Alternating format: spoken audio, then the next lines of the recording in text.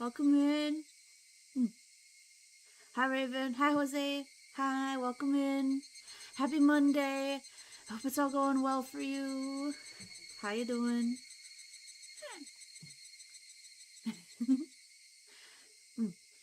Y'all excited and ready for next chapter of Higurashi? It'd be doing. Yeah, I get you. So, trying to think what happened last time. It was right, timeline restarted. We met Hanyu, and Rika was asking Keiichi like if he remembered going on the roof, and he was like, nah. I think that's all it really happened. I mean, it was just the first chapter. Depending on how long this one is, maybe we do chapter 2 and 3 today. We'll see. We'll try and like knock these bad boys out. I was watching some other stuff today on YouTube. And it's like for the first time ever, I was like, damn, if only I was streaming on Twitch, because it was like I was watching this one streamer. It was her React channel, so it was just like an edited down, cut up version of her stream. But she was reacting and watching Kitchen Nightmares with all her chatters. I was like, oh, that seems so fun. I'd love to watch my Oshi with the chat, with the Veil Guards. But YouTube, I don't know, just like to do like a react or let's watch together stream like that, I would instantly get clocked by YouTube. So, damn. It was like the one and only first time I like, it like felt like, damn, I should stream on Twitch. Yeah. Like, cause that would be really fun. So maybe, I don't know. I mean, I definitely want to do more like movie watches or watch alongs in the Discord, because we've only done like 2 in the Discord. And we gotta do some more movie nights too, like on YouTube with the fucking, what are they, like, I forget what they're called. The public domain. Yeah, public domain movies. Because we were watching a whole lot of the horror ones. So we gotta watch some more of those. For sure. Yeah. Doing good, finally out of the sun. Oh, that's good. Yeah, no, it's still pretty hot out. Today wasn't as bad here. I feel like it was, I mean, I only went outside a little bit. I don't know. It was still warm, but it wasn't unbearable. So hopefully we're done with this, like, stupid heat wave, bro. I hate it. I hate it too. I feel you. There you go. Haven't seen too many public domain movies before. Yeah, we used to watch, like, at least once a month. But it was, like, all the horror ones. And it was 99% of, like, me going, I didn't get to watch any movies as a kid. Let's just start at the beginning. Like, did you ever watch along? Hell yeah. Oh, hell yeah. So yeah, we'll have to do more of those soon. Yeah. Anyway, Higurashi now. Plans for future. Yes. So let's get back in there. More in the future. Yeah.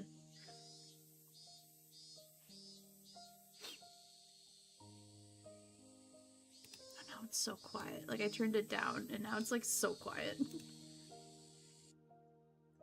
There. You're all done. Irie withdrew the needle from Satoko's arm. It must not have hurt much for the needle to be pulled out. Satoko kept her eyes closed in fear, thinking that the needle was still inside her arm. Satoko, you're all done, you know. What? It's finally over? As Satoko opened her eyes, she found that Irie was no longer sitting in front of her. Takano was wiping her arm with a rubbing alcohol instead. That's right, you're all done now. Dr. Irie is good with needles, unlike me. You didn't even notice he was finished. Don't touch the part of your arm for a while, though, okay? Also, try not to carry anything heavy. Of course, I know that by now. Good for you, Satoko. I'll pat your head for you. It was nothing! There's nothing I did that would require a pat on my head. Not long ago, she would go into panic when it was time for her to get her shot. The way she behaved today itself is worthy of praise. Everyone in the room smiled, aware of that growth. Please give her the usual test. Will you, Takano-san? Sure. Alright, Satoko-chan, it's time for the quiz like we always do.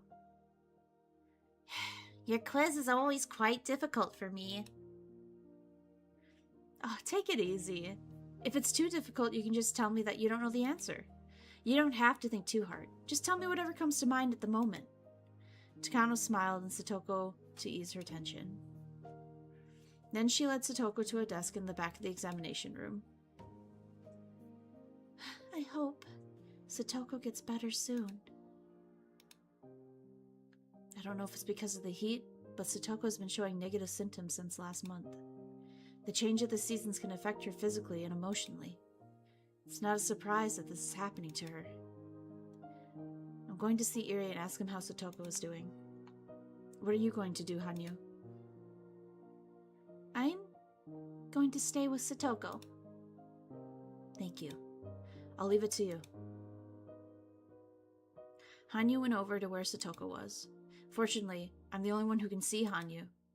She won't be a distraction if she goes and observes Satoko's test. I, of course, would be a distraction like that. This is supposed to be a routine exam, but it seems like Takano is teasing her by giving her difficult questions. It'd be pretty funny to observe how Satoko reacts to them. I'm a little jealous that Hanyu gets to watch everything without being a bother to Satoko. Irie was talking to the other two staff members about Satoko's exam results. I walked up and joined them. Thank goodness, she seems to be improving. From what Irie was saying, her results must have turned out well. Irie? How is she? Oh, don't worry, the results were good. I'll discuss this more with you two later. After ordering his staff to continue their work, Irie showed me some difficult paperwork and started explaining it to me. I guess we overreacted to the test results from last week. Her conditions shifted dramatically because of the change of the climate. Did she have a cold by chance? There was one night recently that was fairly hot. Satoko was sleeping without her blanket, and her stomach was exposed. She might have caught a cold that night. She was sleeping with her belly exposed. I poked her belly button, but she didn't wake up at all. That sounds like fun. Please call me if that happens again. I would love to poke Soko-chan's belly button too. It's so soft. Her belly is chunky too. It was so cute, and I didn't want it to cover it up with a blankie. Is that why she called it cold, huh? Rika, I can hear you! You better put a blanket on me next time! You're in the middle of the quiz, Satoko-chan. You need to concentrate. Yay! Sorry, Irie and Hanyu and I all laughed. Satoko went back to her test with a bitter look on her face. Irie began speaking to me in a softer voice. She's in remission, but her level is still L3 negative. She was and will continue to be in critical condition. She's never going to get better? Just like the anaphylaxis, her body will be conditioned to react severely even after the foreign chemical is out of her system. In other words, she'll never move below the level 3 stage. Yes, that's right. But it's not the end of the world. She can control it by maintaining a proper lifestyle, as well as taking some medication. But it'll never be cured in her whole lifetime. I looked at Satoko as she enjoyed taking her test. She seemed to be having fun, even while being teased by Takano. I can't believe she's suffering from an incurable disease. If you think of it in a negative way, you're right. But many people in the world are coping with these incurable illnesses. Diabetes is a good example. The condition itself can never be cured, but the symptoms can be controlled. I know that very well. There are many worse diseases in the world. Satoko might be in a relatively good situation compared to many other sick people. Of course, I'm not giving up on her. I'll make sure that I cure her disease someday. I promise. I trust you. Yes, trust me. Irie spoke to me in a serious look on his face. As Satoko's best friend, I felt relieved to hear his words. I'm sure he'll do his best to save Satoko's life. I have no doubt that he'll do so. I've seen him act like this in every life I've lived. I also know why he's so passionate to save her. But I'm not supposed to know about it in this life. That's why I always pretend not to see his sad smile. By the way, Rika-san, we'll be conducting another big test at the end of the month. Am I going to be the guinea pig this time? It's not like that. You're only helping our studies, which will save many people's lives. Ari's guinea pig is not just Satoko. I'm also one of them. Although guinea pig is probably not the right term. Without Ari's efforts, Satoko would not be here today. For that reason, I should be showing respect to this man. I smiled at him, since my choice of words had hurt his feelings. If testing me can save Satoko's life, I don't mind being a guinea pig. Thank you for your support. I won't be causing you so much trouble if I had more money and equipment. The next moment, the phone rang. Ari answered it in his usual businesslike tone. Hello? This is Ari? She's gonna say short all her life. I think it's a little more serious. You have a call on the line from Tokyo. I'll transfer it to another phone. I could hear the voice on the phone. Ah, that must be Risa-san then. Is it that time of the year already? I'm gonna go pick it up at the office. Will you transfer it there? Absolutely. Please hang up on this line in that case. Okay. I'm sorry, Rika-san. I got a call from Tokyo. Oh, don't mind me. As soon as Ari hung up the phone in the other room started ringing. He left the examination room and headed toward the office. Hanyu returned to my side as soon as Ari left. Hanyu doesn't like to be around me when I'm talking with Ari. I don't think she dislikes him, so that she doesn't really want to hear what he has to say.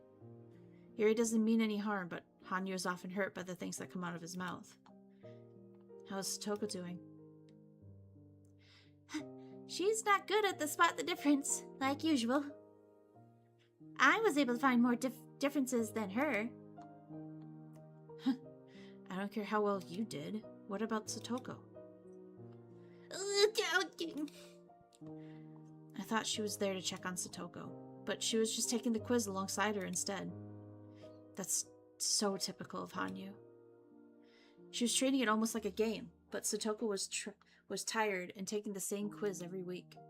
She seemed sleepy, especially after waking up so early this morning. The quiz in this case wasn't about right or wrong answers.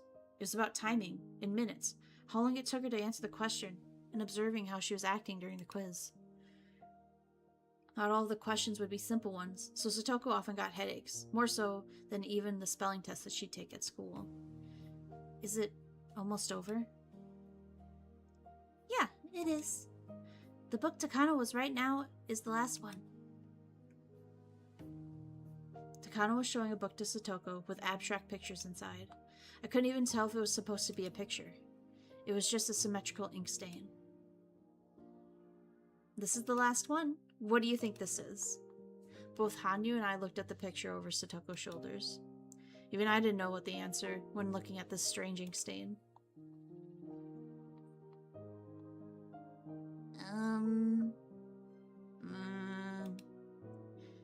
Satoko continued to think. Takano observed her, taking notes while Satoko struggled. She was also timing how long it took her to answer, holding a stopwatch under the table. I spoke to Hanyu so only she could hear me. What do you think it looks like, Hanyu? Oh, well... Oh! It's soft serve ice cream! It fell into the ground and ended up like this. Oh, it's been wasted. I see. This is a good test for understanding a person's mind. To me, it looked like a horse mackerel that had been cut open with its guts spilled out. I was thinking of food too. I don't know. I feel like Hanyu saying, oopsie whoopsie woo, it's melted ice cream, and you going, it's a fish that's been gutted, is a little different. Rika, but it's just me. It was rather shocking to learn that my thought process are the same as Hanyu's. Again, a little different, but... What does it look like to you? You don't have to think too hard. Satoko must not be very good at this kind of test. She always takes a long time to answer the questions. She finally opened her mouth to speak. it's like, two butterflies are on top of each other. Two butterflies on top of each other? Tell me more about it. Why are they on top of each other? Takono continued to take notes as Satoko spoke. Curious about what she was writing, I looked, but... Is that German? I can't read it at all. Takano is so mean. They were apart for like quite a long time, but having finally reunited, they're excited to see each other again. I apologize. I don't even know what I'm trying to say. No, you're doing just fine. You can just tell me whatever's on your mind. That's the whole point of this test. Are you certain even such a strange answer is serving a purpose? Of course. For example, take this picture. You gave me a totally different answer last year. I can tell how you've changed just by comparing how you respond. Really? Oh, sure. Really? I don't like this test. What did I even say last year? Takano smiled, took a note without answering her question. I tried to remember what her answer was, but I have more than 100 years worth of memories in my head. Hanyu might remember better than I do. As I looked at Hanyu, I realized that she was standing there with a sad expression. I decided not to ask her. I could tell what kind of answers Satoko gave back then just by looking at Hanyu's face. Last year, June 1982. That was when Satoko was abused by her cruel aunt. Recalling that, I didn't even want to know what Satoko had answered. But just a year later, the Satoko who was so worn down could no longer be seen. She became so strong. I know how difficult it was for her to stay tough and strong like this. Her growth over the past year is overwhelming to me. Are you done with the test? Eri returned from his office. Yep, we're all finished. Satoko-chan is handling it a lot better now. We were done pretty quick today. Oh, I did my best to ensure it was done quickly. I have plans after this, so I can't stay here too long. You have something after this? Today's Sunday, right? Oh, we're doing a club activity at me at Uncle's toy store today. No wonder. You were so obedient with the test today. It was because you have plans. Oh, sorry we held you so long. Well, here's your stuff, Satoko-chan. Eri put a big paper bag on the table. He opened it up and gave her instructions with the medications. Satoko had heard the same instructions over and over before, but Eri still continued to talk just the same. Since you're doing better, you can go back to 2 shots a day. Please give yourself a shot before lunch and before you go to bed. Make sure you change the needle every time. Don't ever use the same one twice. I'm prescribing this one in case you really need it when you're feeling sick. Yeah, same as usual, I know. Satoko couldn't wait to meet our friends for the club activity. It made me feel happy to see her as excited about this. She only has to take 2 shots per day now. I'm glad. The number of shots she has to take each day represents how well she's doing. So it's a good thing she has to take fewer shots. It's tough for her to give herself 2 shots a day. Hanyu grew quiet after hearing my comment. Eri handed her the paper bag after he finished his instructions. Rika! At last, it's over! Good job. You seemed anxious during the test today. Have fun with your friends. I'm sorry I was so tense. You have my thanks for all that you've done for me. Are you going to make it on time? I can give you a ride there. Oh, I also bought a new stuffed animal. It's in my car. You can give it a name if you'd like. Oh my! What sort of creature could it be? I wonder, what should I name it? Well, what is it exactly? It's a cat again. One with tiger stripes this time. I think you'll like it a lot. Satoko and Takano are good friends. They're both fond of stuffed animals. Every time Takano gets a new one, she brags about it to Satoko. That's all they have in common, but having a friend like Takano is a special thing for Satoko. She's part of the Hojo family, who tried to betray the village. People at the clinic are the only adults who will ever even talk to Satoko. Have fun at the club. You should suggest wearing maid uniforms for punishment game. I have every kind and every size. Either way, I'll see you next week. No, thank you. See you next week. Well, let's get going. Our battle today is not only against the club members. I'm itching to put my skills to the test. I bowed slightly and made to leave the examination room. But I soon realized something. Eri was looking at me with a sad expression on his face. Just with that look, I could tell what he wanted to say. Please take care of Satoko-chan if something happens to her. I nodded at him and stepped out into the hallway with Satoko. My goodness. I'm used to these tests and quizzes, but they always leave me exhausted. Boop. Hi, Faza. Welcome in. You don't like taking the tests? Well, I don't, but they are my job. There's nothing I can do about that. Satoko is supporting Yuri's research. She gets financial support by helping him out. Or at least that's what Satoko thinks she's doing.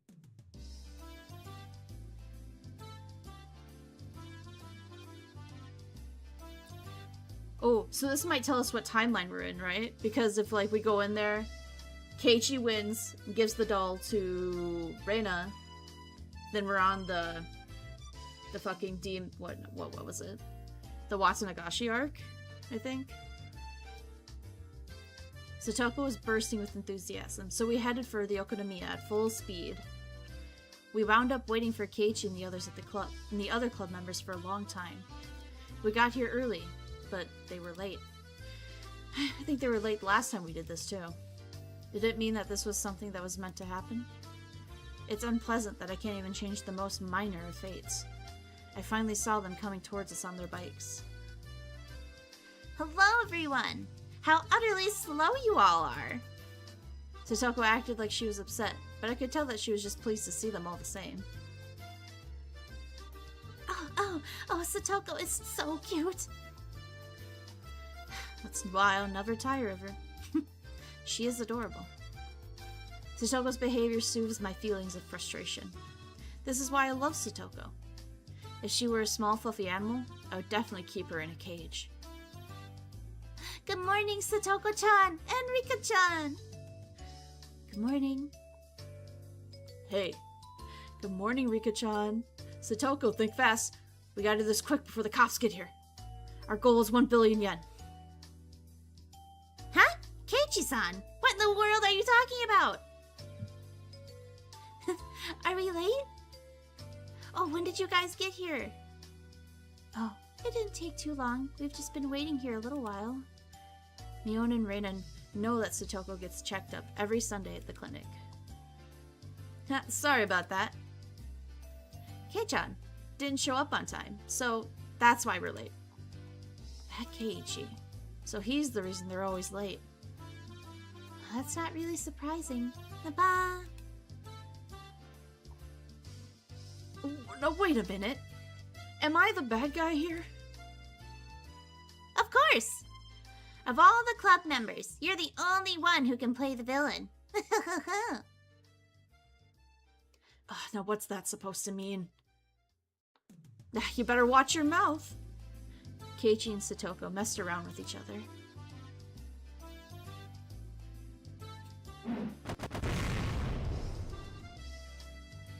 Satoko acted like she was crying, and Reina punched Keiichi, knocking him out cold. It was the same old situation they always got into. I can watch this sort of thing forever. It's like having a glass of cold milk after taking a hot bath. Huh? I can never win against her. You should get up and move before she cracks your front teeth. We all laughed at him and finished greeting each other. They're as lively as always. Nothing's more precious than one's health. You're sounding like an old lady, Rika. Oh, shut up. Who cares what you think? I'm not going to eat any sweets if you keep on saying things like that.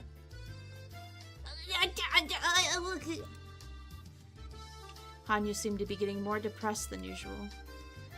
I should stop teasing her so much. It was a joke. Will you get off of me? Oh, I'm sorry. Hanyu loves sweet treats. She especially loves cake and ice cream. Since she can't eat anything, she has to depend on me when it comes to that. In other words, whatever I eat, Hanyu can taste too. Even if Hanyu craves something, it doesn't mean anything if I don't eat it.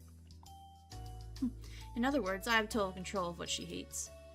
That's why it's fun to tease her with saying that I'll eat and what I won't. It's almost as fun as teasing Satoko. Oh, you seem to be in a good mood today, Rika-chan. I want to take you home. You'll be arrested if you do that, you know. Hey Mion, the store owner's calling you. Rika, did you hear that? There's to be a prize for the club activity today. I remember. Mion was going to pay 50,000 yen out of her pocket for the prize. I couldn't believe that she could afford that. Therefore, I have to assume that she has some kind of guarantee that she won't lose. And do you know what it is? It's 50,000 yen! 50,000 yen! Satoko stared at me. Oh no. She was expecting me to be surprised to hear that the prize was 50,000 yen. It's natural to be surprised after hearing that sum, but I didn't react because I already knew. Perhaps I gave the impression that I'd known for a long time. Keiichi-san, isn't it amazing that the prize is 50,000 yen? 50,000 yen?! What the heck is that? That's like 5 years worth of Keiichi GNP! Satoko said the same thing to Keiichi. She probably assumed that I wasn't listening to her, so she decided to talk to Keiichi instead.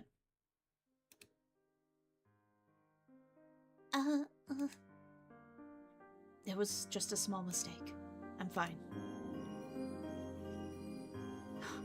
If I get the 50,000 yen, I can get a lifetime supply of soy sauce. Wait, why ever would you buy soy sauce with a prize like that? Because a certain someone always gives me a dirty look when I ask to her and go to get soy sauce from the store. Oh shit, that was supposed to be Rika, my bad. Nipa! You're so mean, Rika. How much soy sauce do you think you can even get for 50,000 yen? Man, I want to see. Keiichi joined the conversation, which finally brought us back to our normal pace. In order to pursue a greater happiness, I need to sacrifice a smaller one. In a perfect world, Rika Furude was supposed to be surprised to hear that from her best friend that the prize was 50,000 yen. But I already knew that. I knew it from my previous lives, so all I could do was give her a boring reaction. I can't be surprised at the big prize of 50,000 yen. I can't give her the reaction that she expects from me. I am losing the ability to be surprised by life. And after the conditional repetition of the small incidents like this, there will be nothing left that I can find interesting. I'll have nothing to be surprised about. I'll never be impressed by anything. Eventually, I'll lose my emotions entirely. That's why I'm always trying to be careful. I make sure I act like Rika Furude, who doesn't know anything. Even though I may not be impressed, as a young girl, Rika Furude should be impressed by many things. Rika Furude is supposed to act excited when she encounters something for the first time. I try to, at least.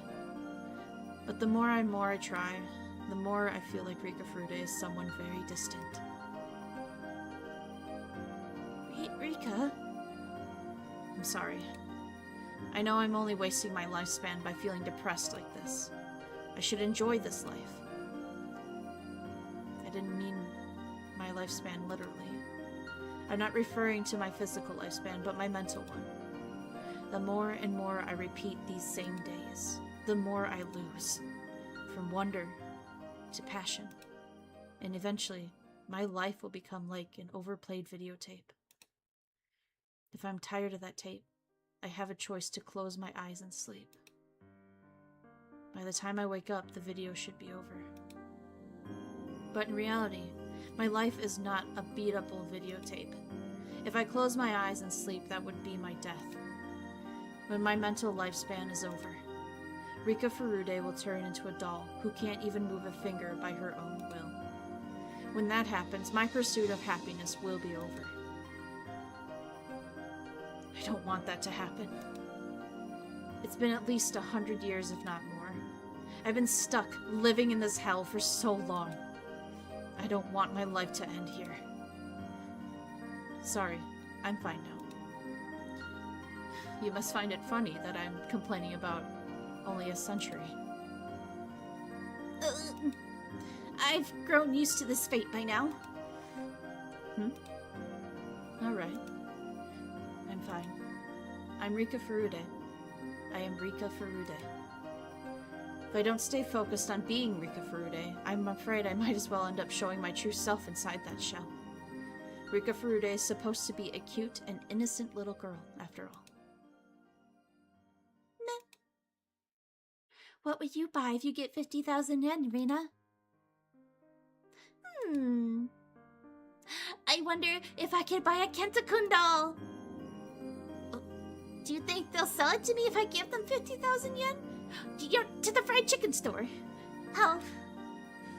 I think it'd be easier for you to buy tools and a wheelbarrow and just steal the doll.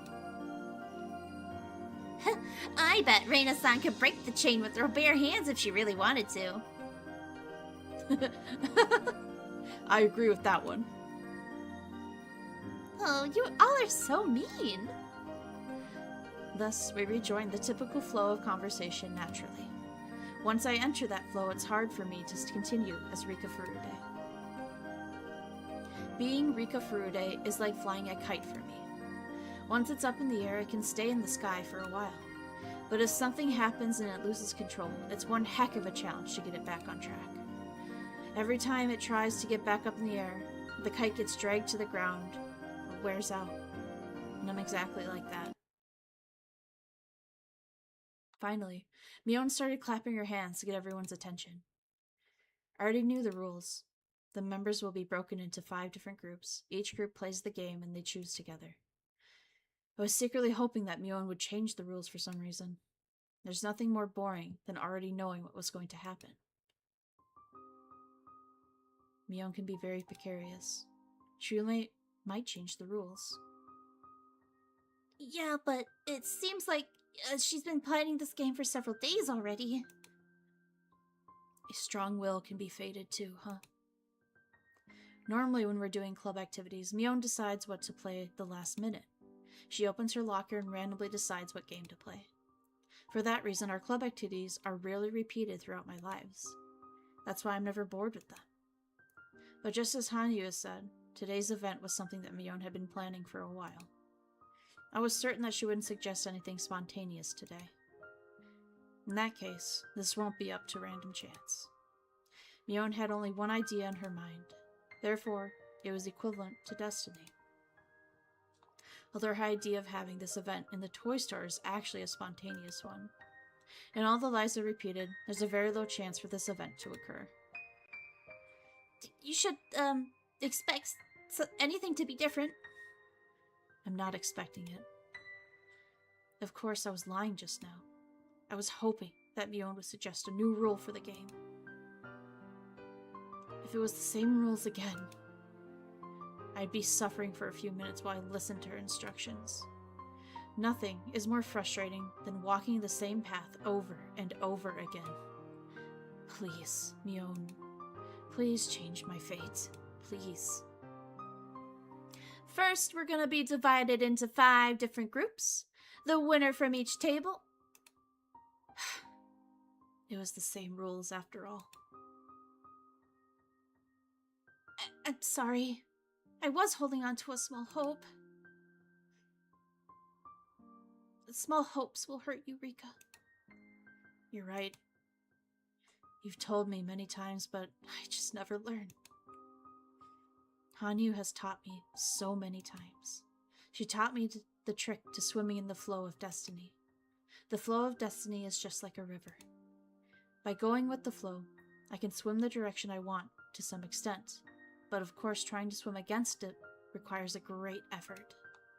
Allowing myself to drift causes the least amount of strain.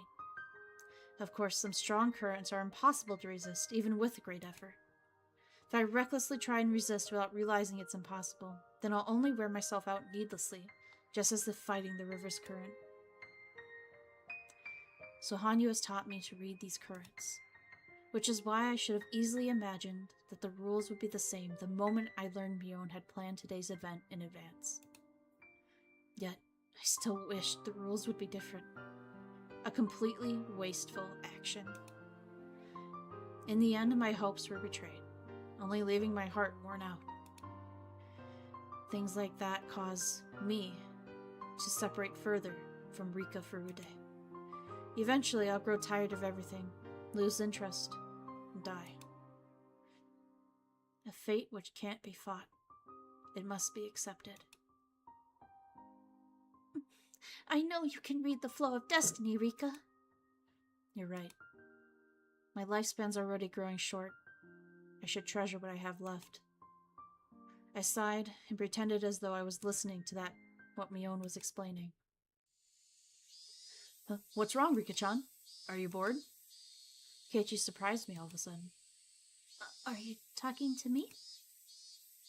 This had never happened before, so I thought he was talking to someone else. But it seemed like Keiichi really was talking to me. Yeah, you looked bored ever since this morning. Are you sleepy from waking up so early? I was just thinking that I've already done this before. No one would understand what I mean anyway, but Keiichi might. So I told him how I honestly felt. Huh? Are you serious? No wonder Mion seems so used to this. I'm looking forward to it since it's my first time, though. I envied him for feeling that way. I sighed, knowing that I never will. Well, I understand how frustrating it is to hear the same instructions over and over again. I went to cram school once and studied ahead. A lot there. I remember how much I hated hearing the same lectures in the school. Keiichi didn't understand me. But I'm glad that at least he understood how frustrating it was to repeat the same situation. I'm the same. I'm frustrated at school too. What? Are you really? You always seems like so happy. Rika Furude is supposed to be happy at school. That's why I act that way. Hearing the same things over and over. It's like torture.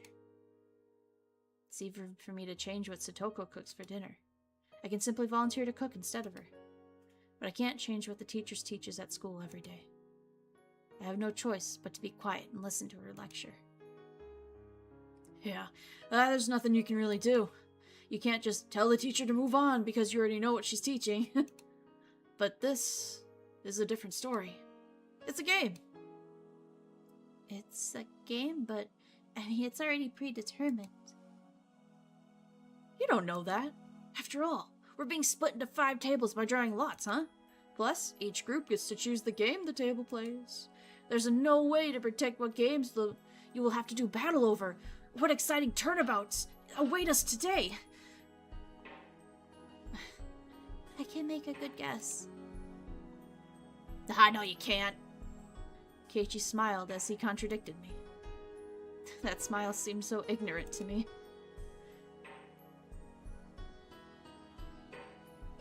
While the groups will be decided on drawing lots, each club member will be in a different group. Keiichi, you're going to be sitting over there. My table's going to be right there. I'll be playing the fishing game. You'll be playing a game called Billionaire. I don't know how, but last time we were broken into 5 separate groups. It couldn't have been coincidence. I'm sure Mion did something to ensure it would end up like that. I'm 100% sure. As for the games we play, I'm not totally sure, but if each member in the group follows the same thinking patterns, they'll probably end up making the same choices. If you roll the dice many times, you begin to approach that average. One person's spontaneous act can be random, but multiple people's thoughts can be averaged out, for the most part. The more people that are involved, the more difficult it is to alter the path of fate. That's why I'm pretty sure that we'll end up playing the same games. Keiichi seemed surprised to hear my prediction. What the hell? Is that like a premonition? How can you be sure? That's what fate's all about. Fate, huh? That makes me want to smash fate into pieces. He smiled at me again. I knew that he was just smiling without reason, but I felt a small hope from him. After all, Keiichi really did shatter fate once before. But that was just a miracle that happened in my previous life. I couldn't expect him to do the same thing in this one. Otherwise, I would be worn down by my high expectations again. Alright, we're gonna decide our groups by drawing lots from the box. The club members go first. Mion drew first, then Satoko. The results were the same as last time. Ha!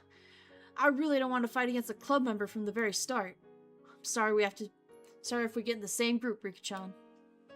Don't worry. Your table's over there. Mine is right here. Whatever you say. You watch!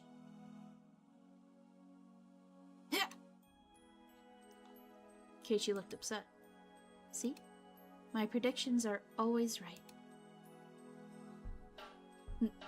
It was a 20% chance. Anyone can make a random guess. Keiichi told me that it was just a coincidence. Smash fate, don't tell Kyoristar. Oh boy. Then, what if I predicted your seat too? What's the percentage for that? It's 20 or 4%. I'll believe you if you get it right, with a percentage that low. Keiichi grinned at me, believing such a chance was impossible. It's your turn now, Rika-chan. Mion handed me the box of slips. No matter what I did, I'd be getting that table. There was a reason behind it. Mion was doing something to make sure that we were all at a different table. I thought about why Mion would do that. With the information I've gathered about Mion over the many years, I could see her reasoning. She probably, feels bad that, if a member loses in the first stage. You're right. If the club members are in the same group, someone's gonna have to lose. If everyone was in a different group, we'd all have a chance to move on to the second stage. That's why she was controlling this draw. I put my hand inside the box. I could feel several folded paper pieces inside. But if you thought for a moment, it was odd. No matter which one I chose, I never get any of the other tables. I wonder how she's making you sit at that last table. Me too. Only Mion knows. All I know is that no matter which paper I choose, I'll be sitting at that last table. Got it. All the papers in the box are the same? Well, they must be. I bet Mion put some kind of trap in the box. It was probably a box for a magic show or something. There would be some kind of gimmick inside the box, that she can switch what's inside of it. Depending on who's drawing the paper, she'd change in and out of the lots to control the result. I didn't know exactly how, but I was sure that's what she was doing something. I didn't even know how she was doing it. The most important thing was why. I don't know which one to pick. No matter which one you pick, your fate's already decided. She was admitting it herself. I was certain then. Based on what I felt inside, there were less than 10 pieces of paper inside the box. In other words, there were hidden pieces of paper that I couldn't touch somewhere inside this box. I smiled at Mion as I figured out her trick, but she had no clue why I was smiling. I'm taking this one. Sure, let me see. Wow! All the club members are divided into separate groups! Mion behaved as though this was news to her. She's such an actress. The other contestants made a dissatisfied noise. They'd have to face a club member no matter which table they got. Keiichi was surprised too, and not only because we were divided. See? Our fate's already been decided. I smiled at him in return. Keiichi was in denial for a moment, but then he smiled back at me. The possibility was 1 in 25.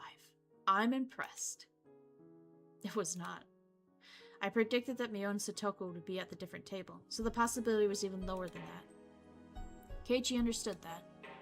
But normal people like him can't understand what the meaning of fate is. That's why he put off as coincidence. But Keiichi, what if my prediction is right about what game you'll be playing? The possibility would be 1 in billions. There are a lot of games in the store. What if that prediction comes true too? Will he still believe this is just coincidence? I stayed quiet in my seat and waited to see what game my group was going to decide on. They were going to choose the fishing game. I can't expect them to choose anything other than that. I can't have high expectations, otherwise I'll be hurt again.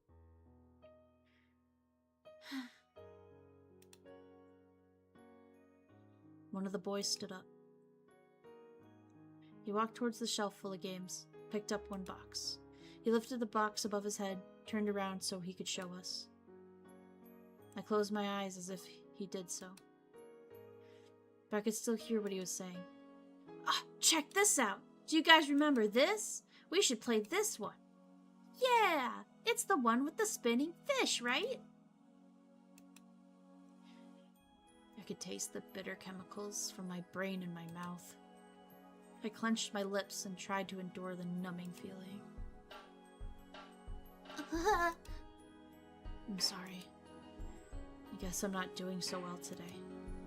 For some reason, I can't just accept this flow. It wasn't because I wasn't feeling well, of course. It was because of my emotions. Our powers are getting weaker, and we can only rewind about 2 weeks of our lives. I was feeling that the end was near for us. In order for me to change my tragic fate, I need more time to prepare.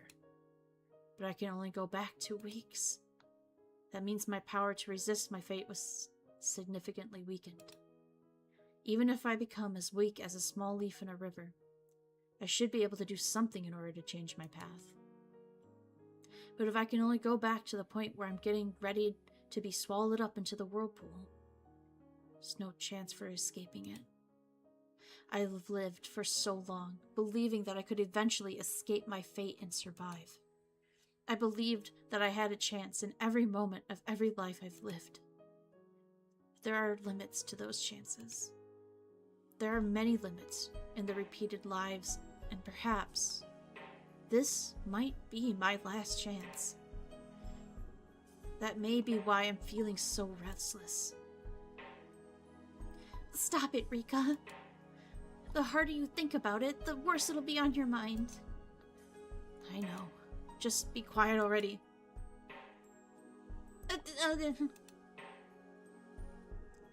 My brain was numb, as if surrounded by a gray mist.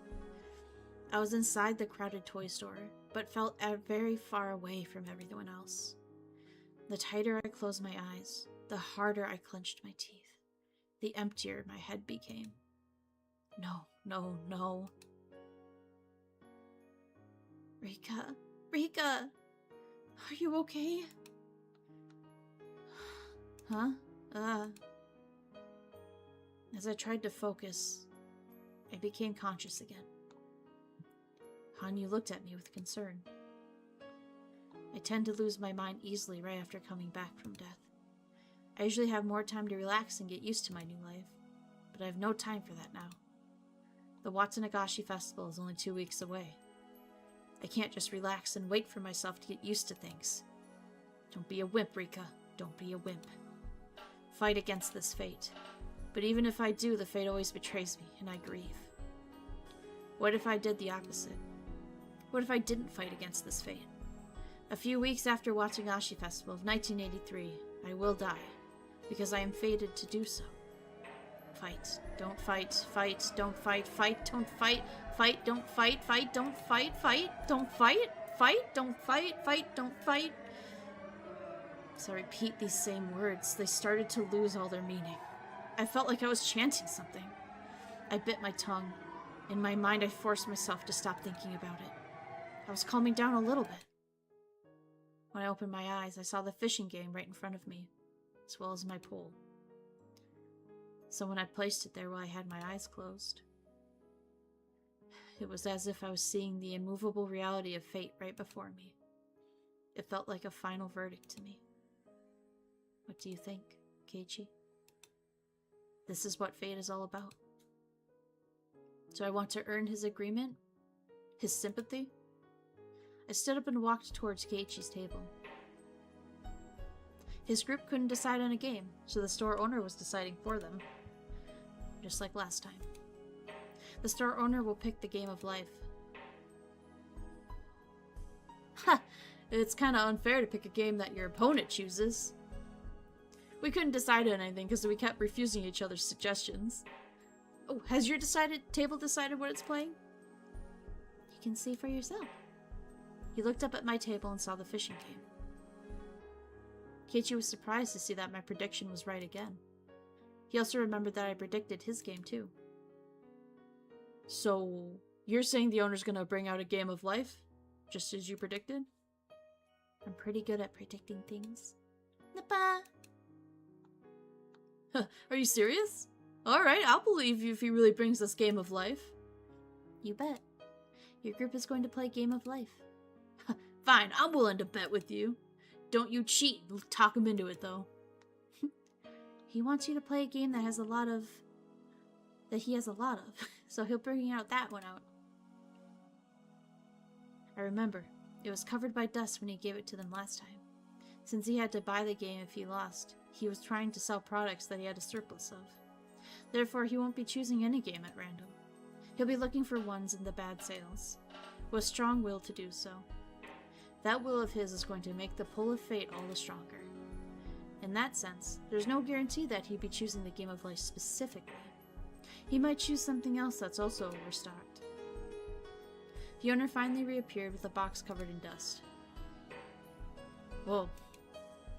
See? I told you so. He has the Game of Life box in his hands. The part of me that hoped it wouldn't be the Game of Life tasted bitterness at the betrayal. But the cynical part of me expected and happened to find it amusing in a way. I felt like my personality was twisting more and more. Why did you pick that game? Well, I just picked it at random. I found it in a pile of inventory I had in the back. It's not like I brought up the most beat up one or anything. Hi Ryusu, welcome in. When he heard that the owner chose the game at random, Keiichi shrugged his shoulders in confusion. That must be his way of surrendering. Hey, Rika-chan, is this really a prediction? Nappa!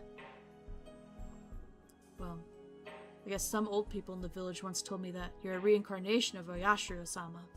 They told me that you have special powers. They said your predictions are always accurate. Is that really true? I was surprised that Keiichi believed in the superstitious stories that he had heard from the elderly villagers. I just know that which is destined to happen. To make it clear, it's because I've already witnessed this world once before. Damn. I can't even make fun of you. Keiichi seemed like he was just fooling around. He probably only thinks I'm goofing around and actually haunted because my random predictions all came true. I had hope for him. I thought the owner might bring a different game, because Keiichi once had the power to change fate. But that didn't happen. And I'm not surprised. I felt betrayed once again. It hurts. I won the bet. I speak to Keiichi sarcastically. I wanted him to understand that no one can change this path of fate. However, Keiichi did nothing but smile. Don't get carried away, Rika-chan. Don't just say that you can read the future. For a guy, words like destiny, fate, they lead him a lot more than you think. They're not things you can just figure out so easily. I had no idea what he was trying to say, but he made me nervous.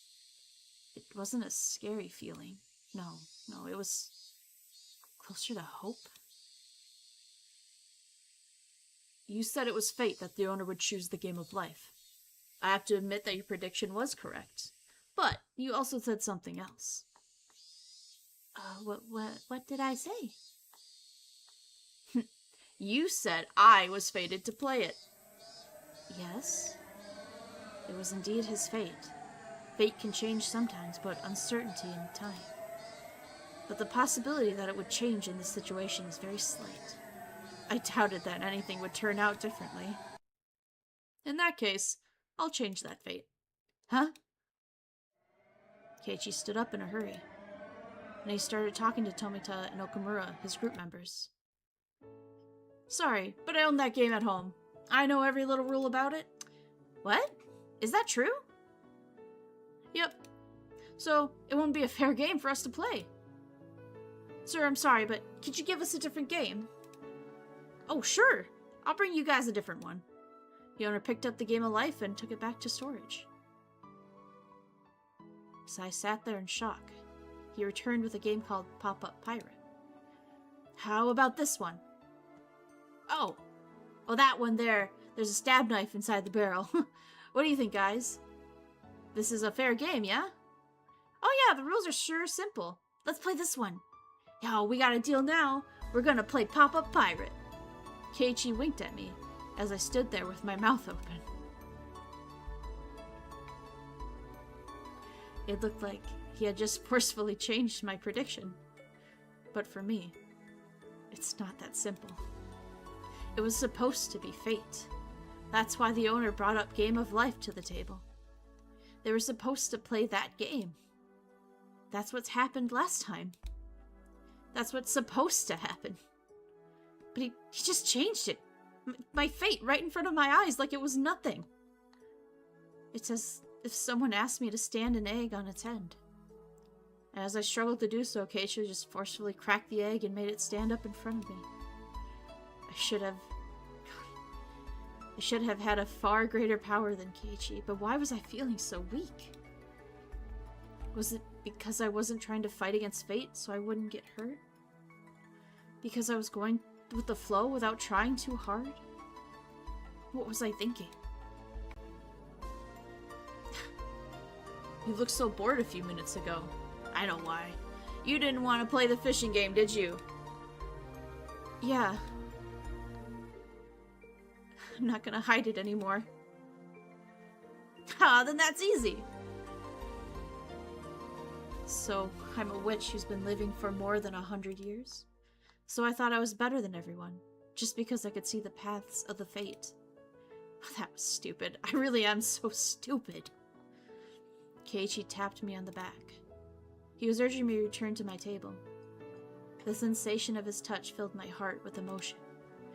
I wasn't going to stand idly by anymore. I thought I couldn't cheat fate. I thought 2 weeks wasn't enough.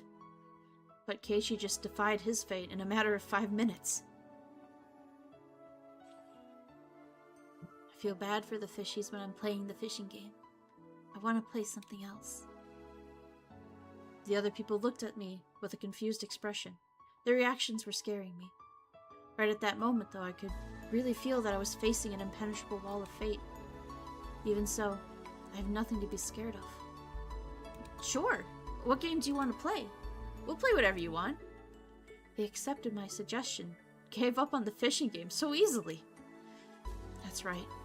I used to be much more aggressive before, but I became so tired, so bitter, and mean. I gave in to fate, but I'm not going to yield anymore. Keiichi has taught me that. He didn't have any memories from his previous life, but Keiichi was still Keiichi. He'd never given to fate. For the first time in a long while, I feel motivated to fight. If I want to, I can change the destiny in 5 minutes. And I have 2 whole weeks worth. I'm different now. I'm going to fight against fate. Let's do our best. In contrast to my motivation, Hanyu was wearing a sad expression.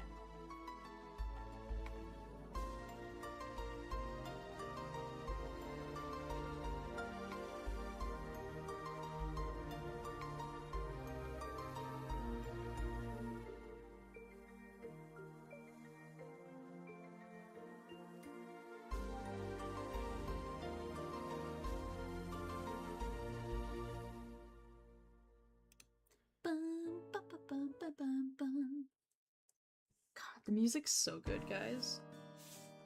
I see. We can't hold you here if you have to go help your uncle. Yeah, it's a pretty small store after all. But you know, couldn't have guessed that if he had a bargain sale, his place would be packed. I can't believe he's selling a carton of eggs for 10 yen. So we were getting ready to move on to the next stage. Mion got a call from work. This was fated to happen too. Okay. If I was still feeling depressed, I would have been disgusted with the situation. But after learning what it felt like to change fate, I was in a good mood. Keiichi and Mion seemed like they kept regretting that they were unable to settle the match. They really are really good friends. Oh, they were so close. Oh, I feel kind of jealous. How... We really do have...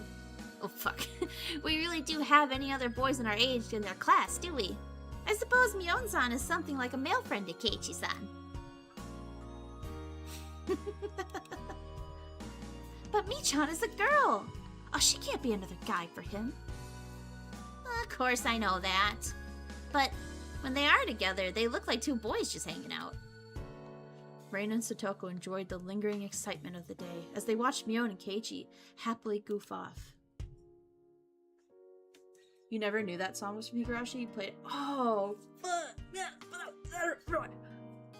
that's really cool. I mean, of course it's an Osu. I guess I tried Osu once. I fucking sucked. Never picked it back up. But yeah, no, the Dear You song, that one's called Dear You. The bum bum bum. I'm wondering where you are and what you are doing now. Yeah. To me, that is like the Higurashi song. Like, I think I knew what that song was before I watched Higurashi, but like, it's like I heard that song and I was like, what is this? And it was just like labeled like the Higurashi Dear You song. And I was like, oh, what's Higurashi? And now we're here.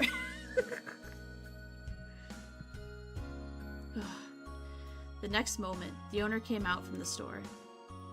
Thank you for today, everyone. You brought me a lot of customers. He was holding 4 paper bags in his hands. I remember he gave us gifts as a reward for today. I think there were dolls inside. Here are your rewards for today. Hey, Uncle Yoshiro, don't I get one? He was giving them only to us. Yeah, that one. Yeah.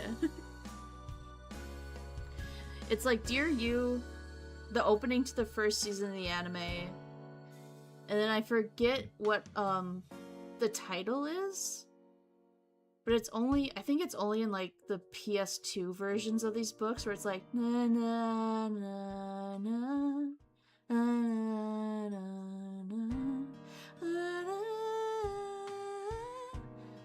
That, like, those 3 are like the Higurashi songs that I feel like everyone knows if they watch the show, read the books or not, you know? Mion didn't get anything because she was a family member. Well, that's what happened last time, too. Oh shit. Oh, look! Something cute is inside. Satoko let out a cheer of joy as she saw a cute doll inside of her bag. Rina reacted the same way.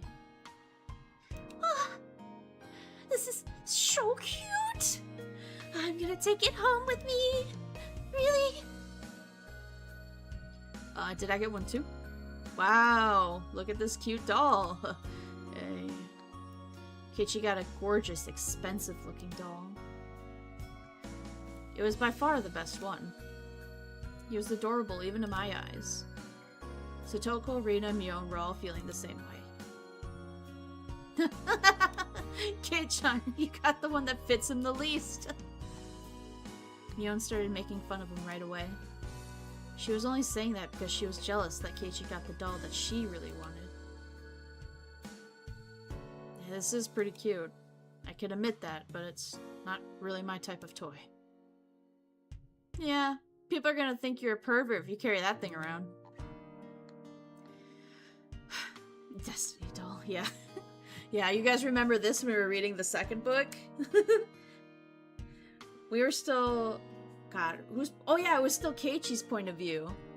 You guys remember what happened?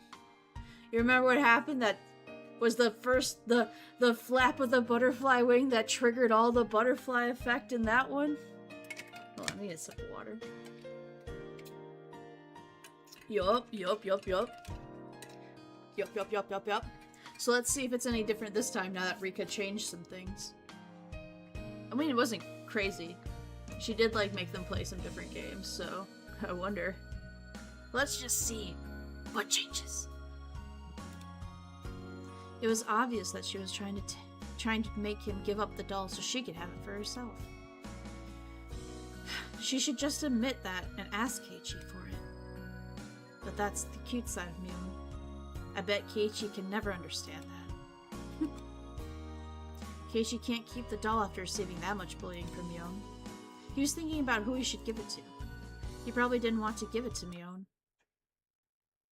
Time froze for a moment. Hanyu whispers something in my ear. Rika, do you remember? Yes. Oh! Fuck! Wait, no! Oh, wait, okay, stop. This is the first time it's let us choose something. Oh my god. Okay. Wait. Hold up. I advised him on who he should give it to. I did nothing and I watched it unfold. Fuck, what did... Oh my god, I feel so stupid. What did Rika do? We just talked about what Keiichi and Mion did. But what the fuck did Rika do? I honestly don't remember. I think she didn't do anything. I think we have to tell him what to do. But I don't know. Are we supposed to do what we think is right or what actually happened? Is Hanyu asking us, like, okay, because Hanyu's like, do you remember what happened? And Rika said yes. So is this going to be us confirming this is what happened last time? So this time we do it this way? Or is Hanyu asking us right now to do this? Does that make sense, what I'm saying? I'm so scared. I didn't know that... I thought this was going to be another book. I didn't know we had to pick things. Gameplay? In my Higurashi? Shut up! Welcome in any matter. No, okay. I remember what happened. I do. Rika didn't do anything. So, right now, am I supposed to tell Hanyu what we did last time so she knows what to do different? Or are we supposed to tell her what to do different? Why are you panicking? Anybody? The struggle of choices. Hanyu wasn't clear with her answer. It's all Hanyu's fault. I blame Hanyu for everything. She didn't ask a clear question. Now I'm so fucking worried. Okay. We take a breath. I'm gonna get another drink of water. Okay. I think. Oh my god. I thought this was a post. Yes, I've just been listening. What do you mean, a podcast? Panicking. Right? Oh my god.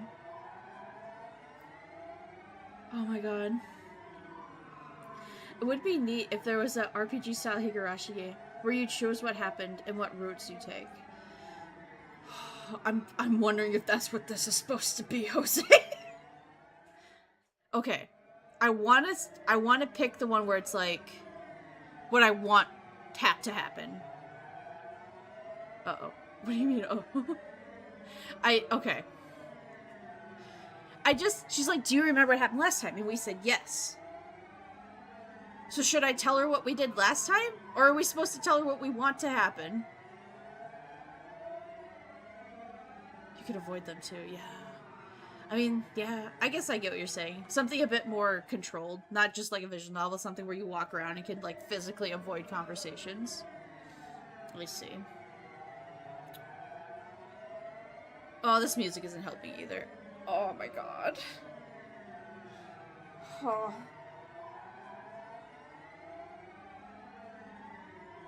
I'm just staring at the screen. Would he even believe us if we tell him, though? Well, right now we're just talking to Hanyu.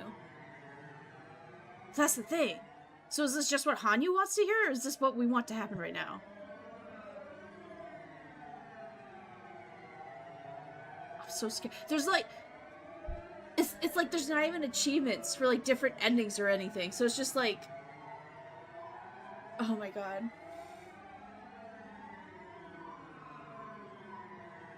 I just want to know, does she want us to tell her what happened last time, or does she want us to tell her what happens this time, because we already remember what happened last time? It's all on you, Saf. Don't fuck it up. Don't fuck it up. Okay. Hold on. Where's the log? He's probably...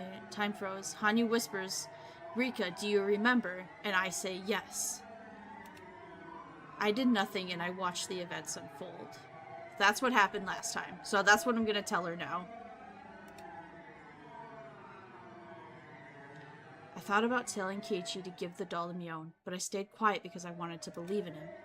When we were in the same situation in a previous life, Keiichi gave the doll to Reina.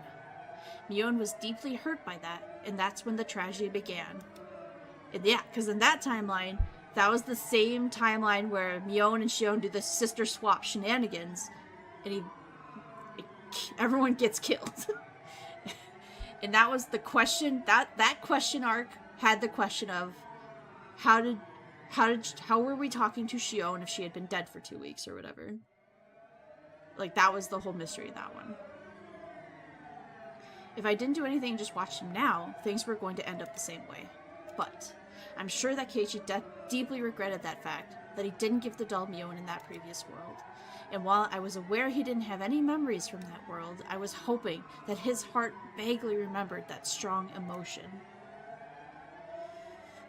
I challenged him, without telling him anything. Keiichi's contemplating whether he would give the doll to Mion or Reina. He finally opens his mouth. Mion, if you think I could look like a pervert with the doll, who do you think deserves to have it? Huh? I don't know. All I'm saying is that dolls aren't for boys. I see. Then I guess you have to have it. Here.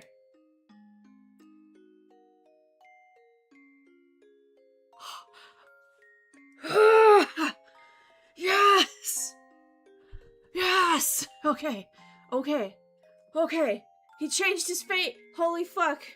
Okay, we did good, guys. We did good. Hanyu was genuinely asking us what happened last time. Okay. Oh, imagine how we did that fucking backwards. Oh my god. Keiichi tossed the doll to Mion as if passing her a basketball. As if forcing her to carry his bag or something. Mion's face quickly turned red. Feeling shy, Keiichi turned away from her. That was amazing. Keiichi just made a miracle happen again. He did it without any memory of his previous life. It was exactly the same situation as the previous world, but he made a totally different decision. Keiichi. Rika, it might just be a coincidence, you know? A strong will is directly related to fate. If his will to give the doll to Reina was weak, this might have been the result of that. But I don't feel it was a coincidence. I believe that Keiichi remembers something in his heart, and because of that, he has made progress. Maybe Keiichi's just the goat? I'm sorry, what is this 180 for the Keiichi stands now? You guys were all about, oh, Keiichi's copium. I've never seen a man huff so much copium. Keiichi the loser. Keiichi doesn't know what he's doing. Oh my god, Keiichi's so paranoid. Oh, now he's the goat? Because he changed one fuck up? Now he's the goat? Guys. Mion having turned red instead of that cute doll would be much better fit for Reina. Her attitude made it clear that she really wanted the doll, but she just couldn't be honest about it. This old man, he thinks that cute dolls like this are more for the girly girls, you know?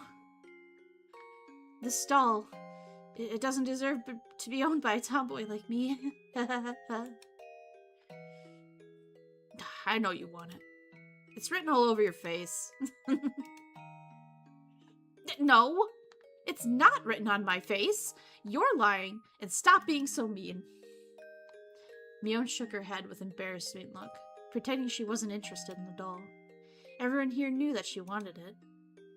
We all looked at Mion with big smiles on our faces. Hey, it's not like I can only give this doll to a girl. Just think of it as you might give to you as a friend. Is that so?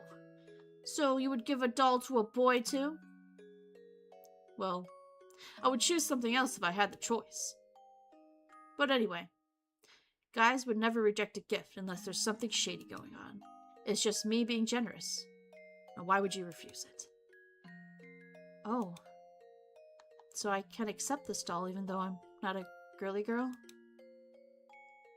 Everyone thought Mion's reaction was hilarious. Reina couldn't stop chuckling. Satoka and I burst out laughing too. Mion, having realized that she was being laughed at, got even more embarrassed.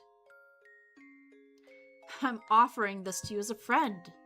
I don't want you to hear that you're not cherishing it. Okay. This old man just wants to make it clear that he's not accepting this because he wants the doll, okay? He's taking it because you said it's a gift from you as a friend, and so, you know, I'm taking it as courtesy, so there's no disrespect on your generosity.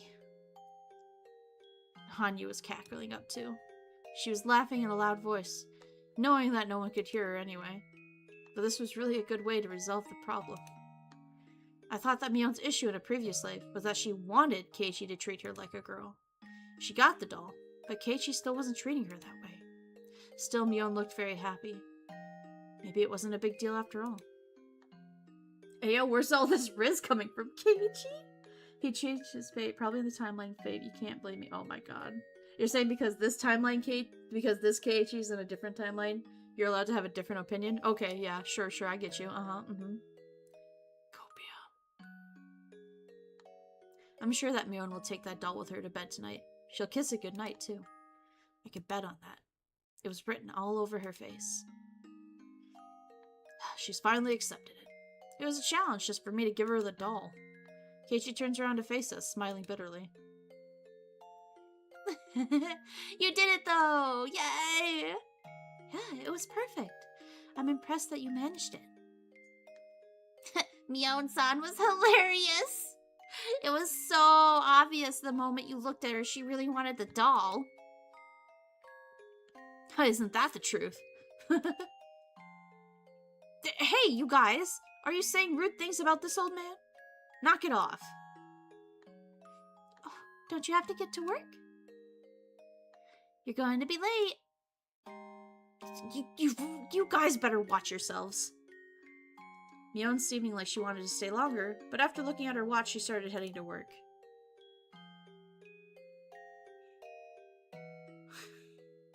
Oh my god. Homewrecker is wild. Everyone was wearing smiles on their faces. Today was such a fun day. Everyone had lots of fun and no one was hurt. I've repeated the same day so many times before, but this time something was different. It's like I rolled a die and got a 6, and then I rolled again and got a 6 again. I don't know if it was just a lucky coincidence or if this was meant to be. It's as if the god of fate is celebrating my motivation to fight against him. Mion kinda cute. You love Shion? Aww.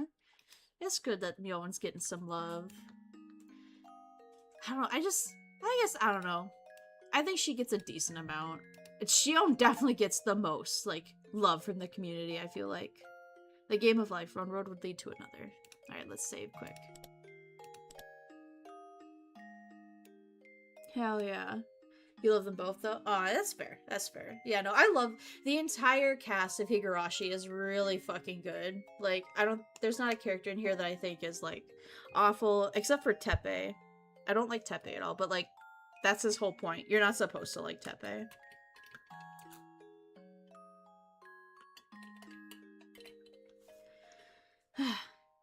Alright, I mean, that was kind of short. We could do another one. Yeah, I say we're gonna do another one. Watch this chapter be 3 hours long somehow. Continue.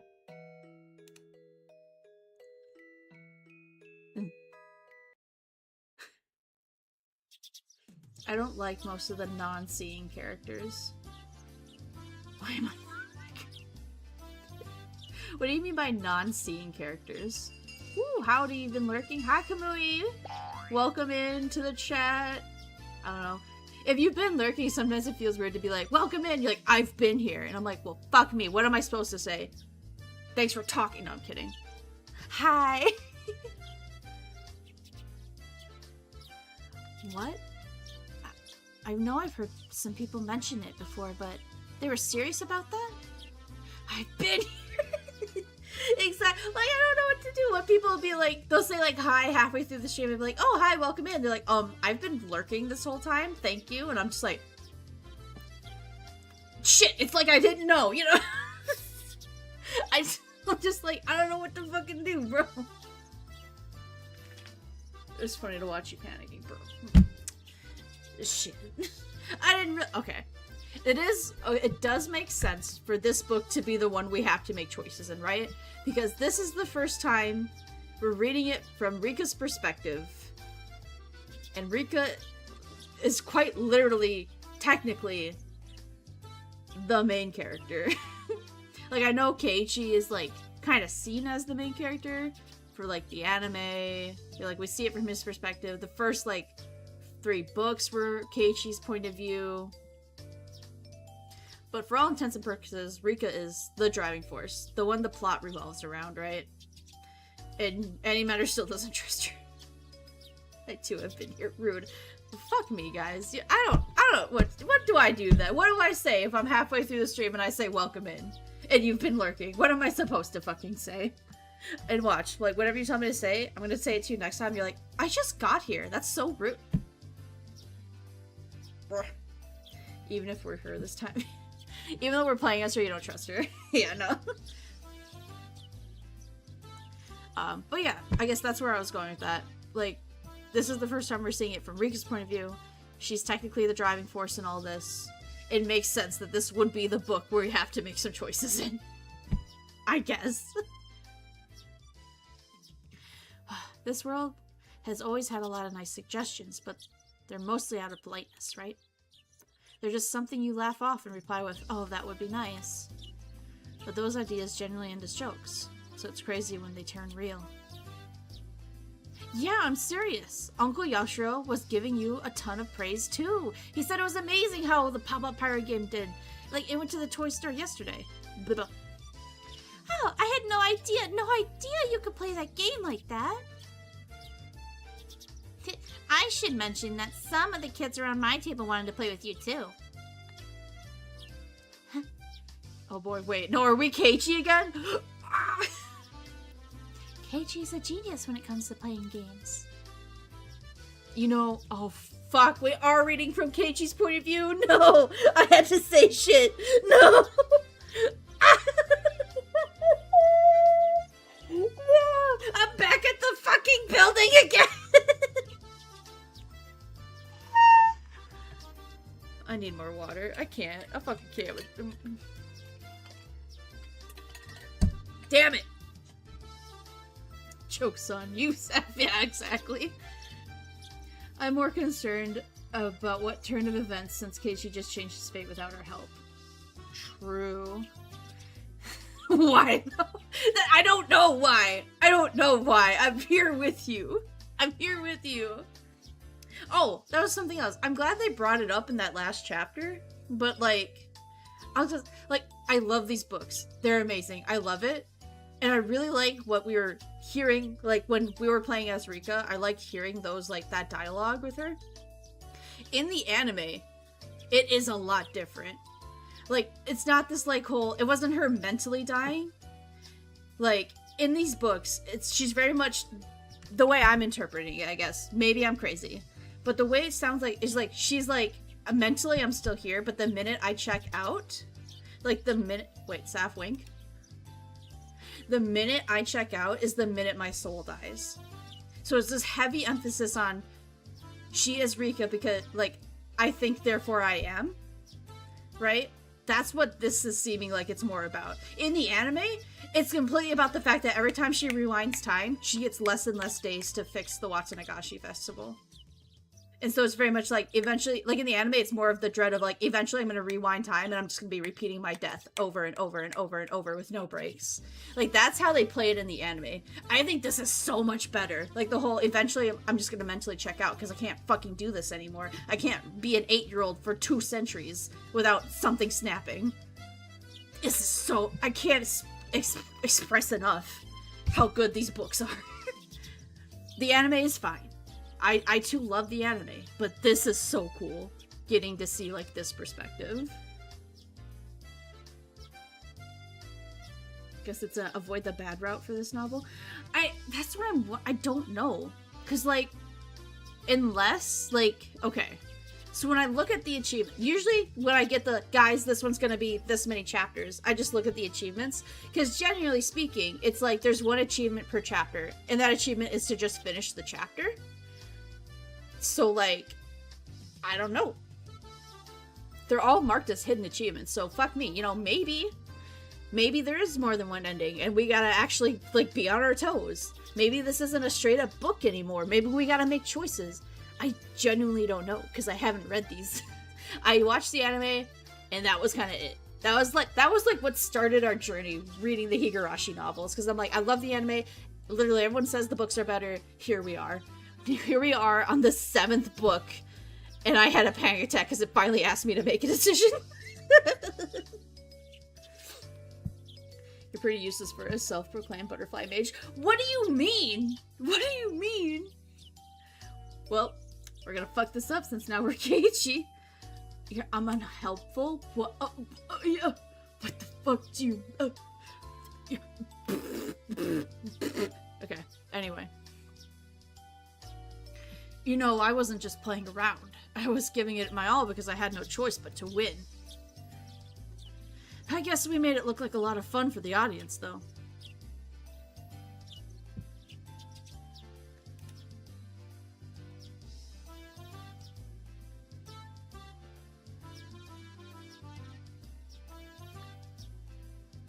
What the fuck did we do to this timeline? What the fuck did we do to this timeline? Why is Shion in our class now? What the fuck? What did... Guys. What did we do? Are we gonna have to make choices? 500 head pats to Satoko. No. Wait. See? Now, Risuda, 1 minute. Oh god. You definitely have a blast no matter what club activity you're doing, Keiichi. The coach was saying that Hinamizawa Fighters would be so happy if you joined the team. That's very true. Dr. Iri had nothing but great things to say about you at the meeting last night, my Bara-kun. You have the ability to, like, bring joy. Far more than you think you do. Oh, you think I do? Huh, this old man didn't mention your name just because you're his friend. He did it because he's confident that you can do the job. I was there at the meeting too, and no one was against the idea. My Bara-kun, you honestly do have a good reputation around the village. I've heard, like, good things about you in Okonomiya too. What you did at the match between the Hinamizawa Fighters and Okonomiya Titans was legendary. It really was incredible. The reporters were there to see Kamade-san, but they were way more impressed by you. They're talking about that rigged baseball match I set up with Kamade-kun. Wait, did that happen in that book? Was that the one? I honestly don't remember. I know what baseball game they're talking about now. Mion and Shion? Yeah, they're both here. This is literally the me of time traveler moves a single rock. Yes! Yes! What have we done? No. Wait, what do you mean no? No. What do you mean nope? Wait, are you guys saying that, like, technically we haven't done anything? Because no, I don't... Maybe it was in that book. Was it that long ago? Maybe. It's not that baseball match. What do you mean? Is this... Are they not talking about the one where Keiichi rigs it because he goes into the bathroom and convinces that guy that, like, he needs to lose so he can see girls' panties and eat, like, treats and stuff? This event doesn't happen. Wait, oh yeah. Yeah! Remember we were all freaking out because, like, Keiichi had this, like 45-minute rant about, like, pretty girls and their underwear and cakes and... That was the food one. But Shion wasn't there. She was there. She's the team manager for that baseball team. She was there. We just didn't talk to her. She was. She most definitely was there. Like, maybe Keiichi didn't talk to her in that moment. Maybe that was one of those scenes where he thought that, like, that was Mion, but she was there. Anytime they bring up the Hinamizawa fighters, this is... Okay. This is one of the things where you gotta read between the lines. Like, in any book, not just visual novels.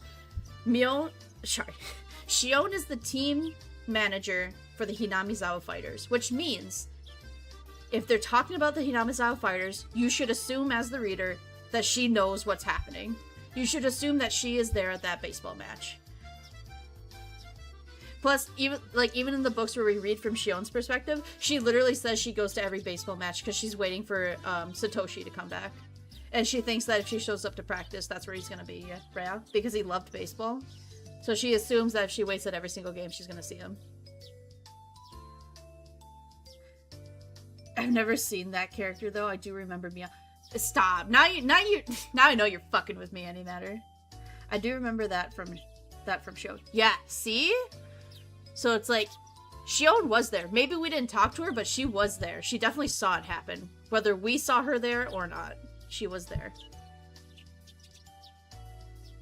I think Animator's just fucking with me now. Kamada-kun and I have entered a strange relationship since then, but I'd rather not talk about it right now. Yeah. What do you think, Keiichi-kun? I think you can do it. I'm backing you up, too. I definitely think you should be in charge of the Watanagashi Planning Committee. I'm sorry. We should never put Keiichi in charge of anything. To be fair, it was a long time ago. Wait, are you saying you don't know who Shion is, or you don't know who Kamada is? Kamada-kun is. Because Kamada-kun, we never got a sprite for. That was just one of those, like, names they threw out there. We didn't get to see, like, a character sprite for. If that's what you're talking about. But if you're fucking talking about Shion, I know you're messing with me. It was a really long time ago. It was. I'm not saying it wasn't. Remember the toilet scene. That's all you need to remember. That was it. Him in the toilets with Kamada, talking up about desserts and ladies. Yes, that was the baseball match.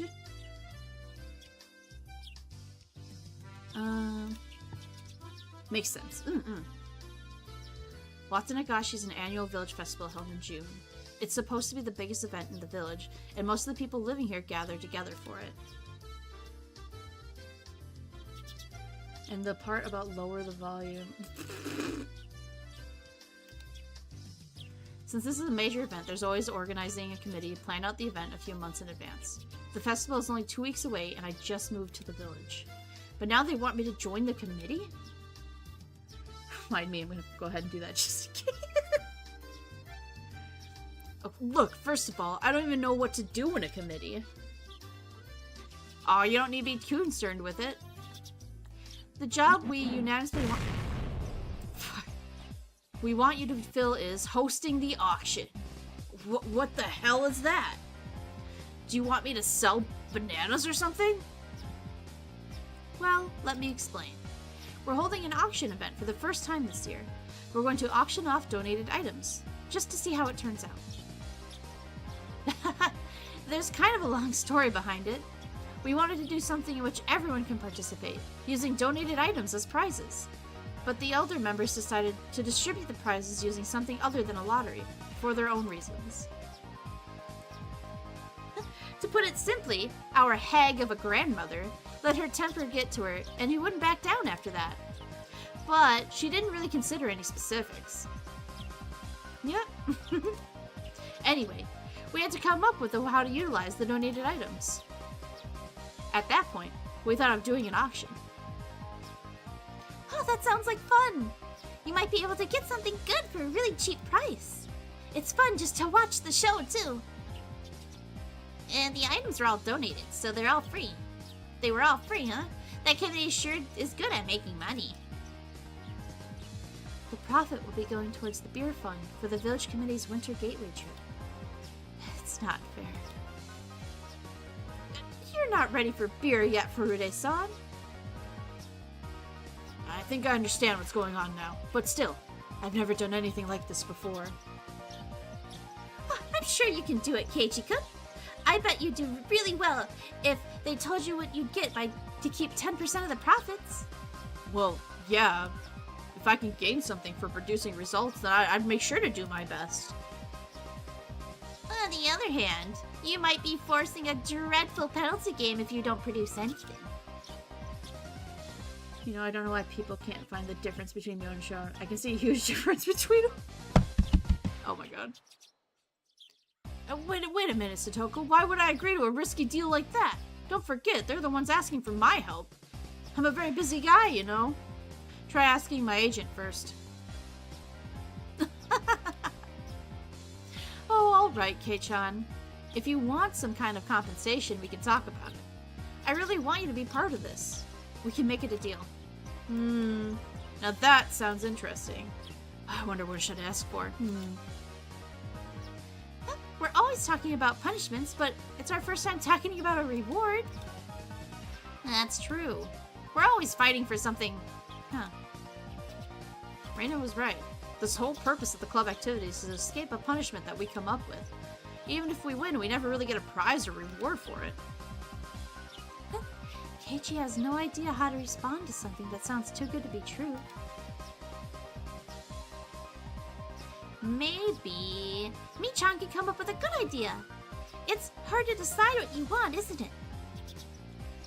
Let me see. How about this? An admission ticket to Angel Mort's dessert fiesta? Oh, don't be so cheap, sis. Why not give him 3 years' worth of admission? Hey, that sounds more like a deluxe reward to me. I had heard some people pay lots of money for that ticket. You sure you can hook me up with one? 3 years' worth of it? Of course I can. Oh. But you have to be do good at your job. Oh, I'm sure he will. With Keiichi-kun there, it's going to be heaps of fun. I feel the same way. I'm really looking forward to the auction now. Yeah, you could probably get people to line up for takoyaki that doesn't even contain an octopus. Hey, takoyaki without octopus? No, that's impossible. Oh, no, I'm pretty sure you could do it. Yeah, he'd probably say it was healthier kind of takoyaki. Are you making fun of me now or something? So, what do you think, my Barakun? I think you'll do a wonderful job. Chie-sensei was also on the committee. She must have backed up Mion's suggestion when she brought up my name in the last meeting. I'd also love to see what kind of magic you could do. Nippon. A good auction always depends on how good the speaker of the host is. Sounds like it's going to be Keiichi Maebara's big show. It'll be so much fun just to watch. Hey, I haven't accepted the offer yet. Oh, don't worry, Keiichi-kun, you can do it. Oh, you're just saying that because you don't have to. No, it's not true. The principal suddenly opened his mouth. My Barakun, in my opinion, you will do a fine job. As a man, isn't it your responsibility to meet the people's expectations? If I had to, I'm sure I could do it. Mion has made me do so many different things for the club. I've learned a lot from that. Besides, this would be the first time I could get a reward without having to worry about punishment. It should be fun, too. This was the first time so many people were counting on me like this. To be honest, it made me pretty happy. Still, I was worried about getting dragged into something that required a lot of work.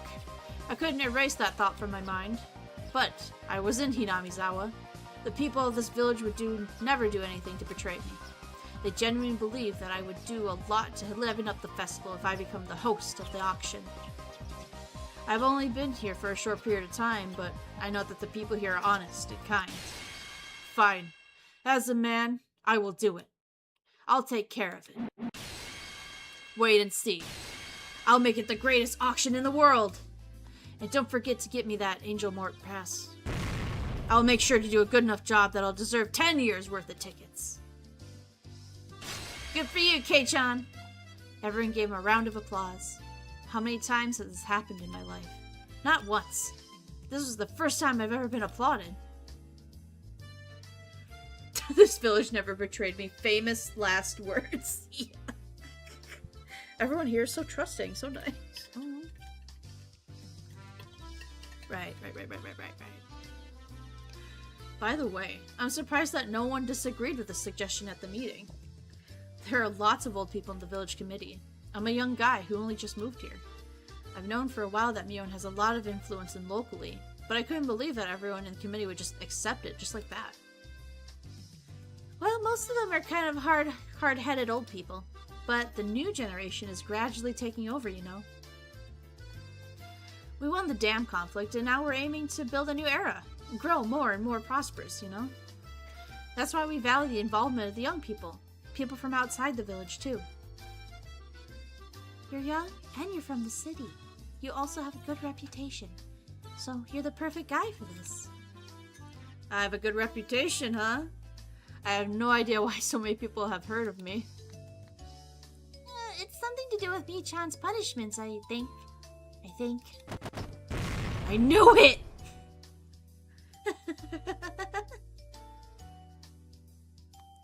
Alrighty then. I'll call your parents about it tonight, so please let them know when you get back home today, okay? I'm sure my parents will have no problem with it. Wow, everyone's just so trustworthy. Keiichi said as he is surrounded by villagers holding a weapon. Yeah, everyone has a hidden weapon, just waiting. They won't raise any objections. They won't have any objections to raise, at least. They might ask me why my name was brought up, though. Chie-sensei and the principal went back to the teacher's office after the discussion ended. We were in the middle of a lunch break at the moment. Chie-sensei and the principal had come along together, and Mion scared me by saying that they had all something to talk to me about. My stomach wasn't digesting my lunch particularly well. My Bahara-san, I heard everything. Good for you. It's a big honor being chosen by the village committee. Oh, hey there. Tomita-kun, Okamura-kun. I'd love to give you that honor to you. Oh, no, thank you. I wouldn't be able to handle it. I realized the whole class was talking about me. They were all saying how fun Watsunagashi was going to be, how high their expectations were for it. I might have taken a huge responsibility. I needed to do my best and succeed at it. By the way, I forgot something. My granny made tons of ohagi. She told me to give them to my classmates. Mion clapped her hands as she remembered and took out a box from her bag. She opened the lid, letting us all see a bunch of ohagi neatly packed inside. Wow, there really are a lot. I think there might be enough for everyone in class to have one. Oh, they look so yummy and cute. Oh. For some reason, my granny is very good at making ohagi. That's because Shohei used to love them. Oh yeah, I heard my gramps used to love ohagi. He ate tons of them. Enrica definitely the most trustworthy person like ever, said any matter. Has reloaded my gun. Oh boy. For your grandma. Ohagi is really something that makes you remember to like Grandpa, huh? You think so? I thought Gramps liked canned food.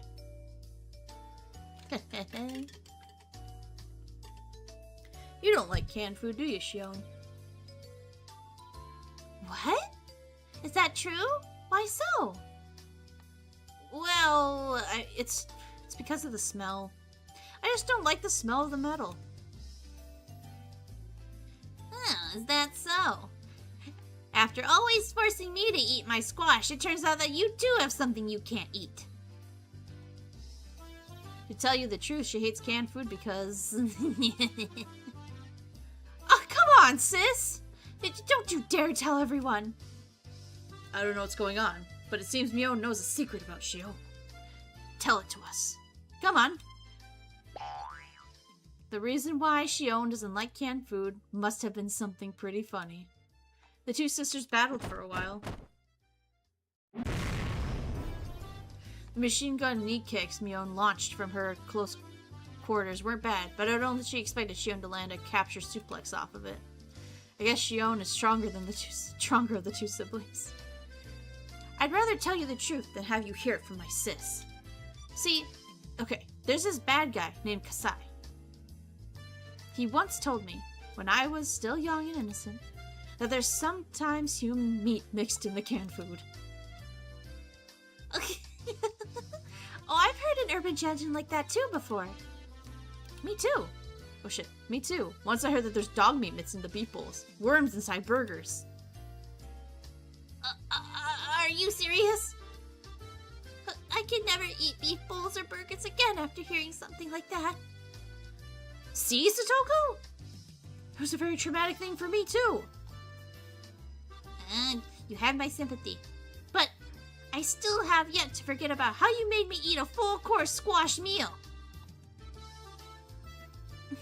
You need to let go of that one. The meal was delicious. Because we're all talking about this, I'm starting to get word there might be something mixed into this ohagi too. Oh? Well, at least the ohagi that I brought. You can't really be sure that there's nothing inside. Ohagi that Mion brought. When you consider that, it's only natural to suspect that she probably did do something to them. What's going on? I felt like I was forgetting something. I don't remember anything that I'm forgetting. It was like one of those deja vu moments.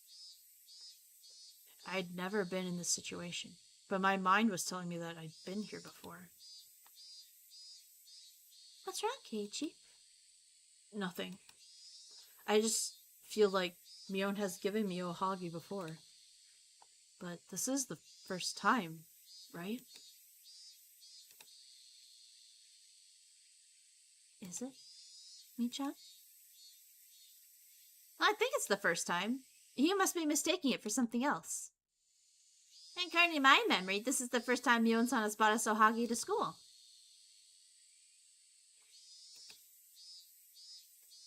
Ah, I know. You're being cautious because these are from my old man, aren't you? Oh, that's nothing to brag about. I think you should be reflecting on your regular behavior. You're right. I wouldn't feel this way if Reina had brought the ohage. Reina's really good at cooking. They're small, but they're carefully made. Huh? I've never made ohagi before. What? What was I saying? Why did I say that Reina had made ohagi before? Why would I know that Reina makes her ohagi small and neatly? I had no idea where these memories were coming from. I could only assume it was just an error in my brain. Mion was saying that this was her first time bringing a ohagi to class. As I tilted my head in confusion, everyone started reaching inside the box. Reina took one out for me and put it on the lid. I stared at it closely. What was I so concerned about? Wait, guys. The very first book. Isn't that what Mion and Reina brought him when he was sick? And there was a needle in it? I think that's what it was. I think that's what they brought him. Because Reina and Mion were like, yeah, we made these. And they were super tall. It's not super tall. Super tiny. Small. Neatly wrapped. And then when he bit into one, there was a needle in it.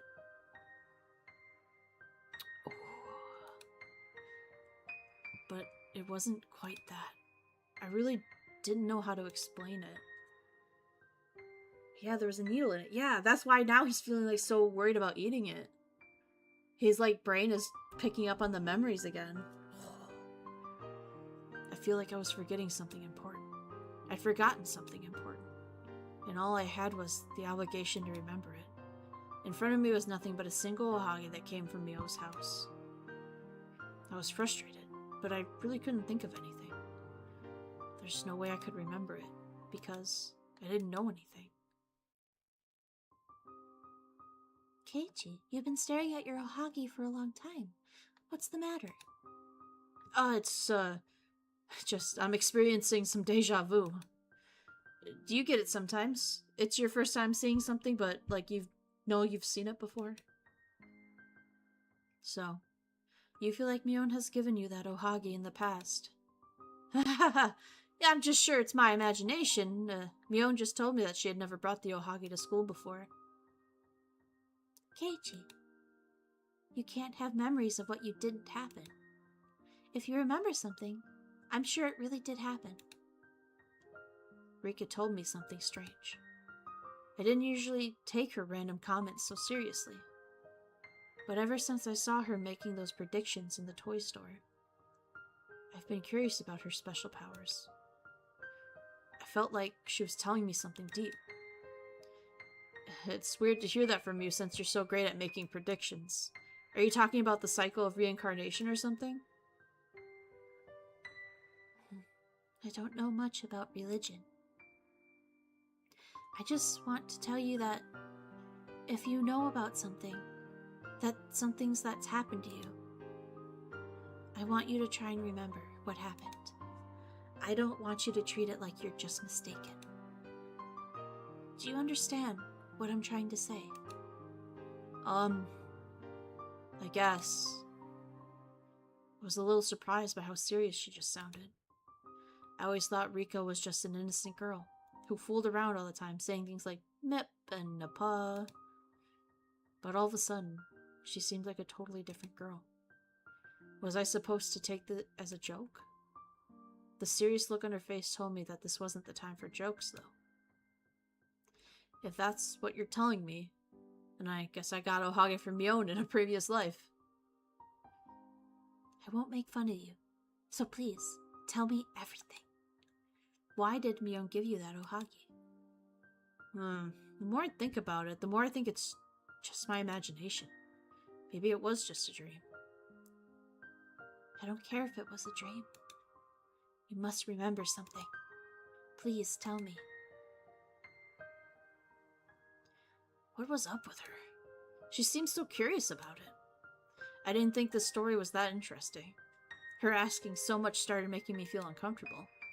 Still, something told me that I needed to talk to Rika-chan about everything I could. Maybe she could predict my future by reading my dreams. I should tell her everything. After all, she's the shrine maiden for Oyashiro-sama. Well, I think I skipped school that day. I had a cold or something. My memory was scattered all over my brain like powder. I could see myself standing in the front door. Mion was there, and someone else was standing there too. I think it was Reina. Mion brought me ohagi so I could get better. I think she told me that her grandma made it, just like today. And then? Well, then I ate the ohagi, after they went back home. I found something inside of it, the ohagi. I'm sure I saw it in a comic book or something.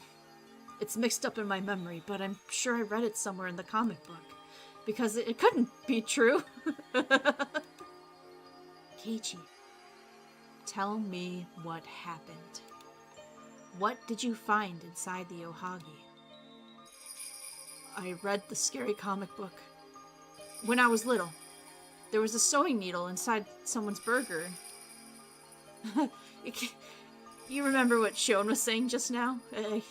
It can be traumatic to hear a story like that when you're young. I didn't remember much about the comic. I think it was about the girl who had an accident and held a grudge against the person who caused an injury on her face. It was a really cheap plot now that I think about it, but since I was still a little kid, that comic really scared me. In one chapter, the girl cast a curse on the guy's food. he eats a burger with sewing needles in it. And he goes, ah, you know, something like that.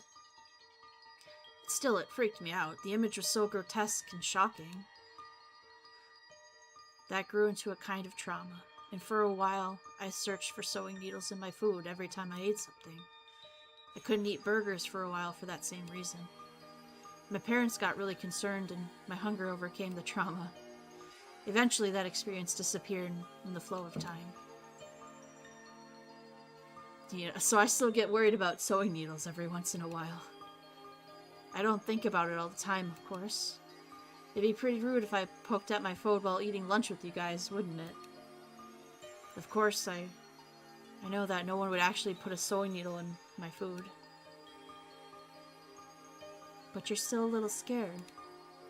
Well, maybe. I am somewhere in my heart, yeah? So, you saw a sewing needle inside the ohagi that Mion gave you.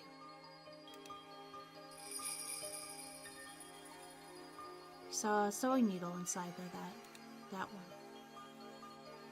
Yeah, I did. Inside that ohagi, there was a needle, just like I had feared. Why was I telling her about something that was just in my imagination? Mion and Reina came to see me when I took a day off from school when I was sick. That never happened. Obviously, my brain was just making it up. So I spoke to Rika-chan, because she had said that she wouldn't make fun of me. Are you afraid of the ohagi now? Do you feel there might be a needle in it? Is that why you're not eating? I realized that Mion and Reina were also looking at me. They were wondering why I was staring at the ohagi without eating. Oh, do you not like ohagi, Kei-chan? If you don't have to eat it. Mion was assuming that I didn't like ohagi. She felt bad for forcing me to eat something I didn't really like. In turn, I feel guilty, seeing the sad expression on her face. Sis, he must be convinced that you put something in it. I immediately denied Shion's remark. No one else would understand what I'm saying. Even I didn't know. No, I know for sure that there's no sewing needles in it, in this ohagi.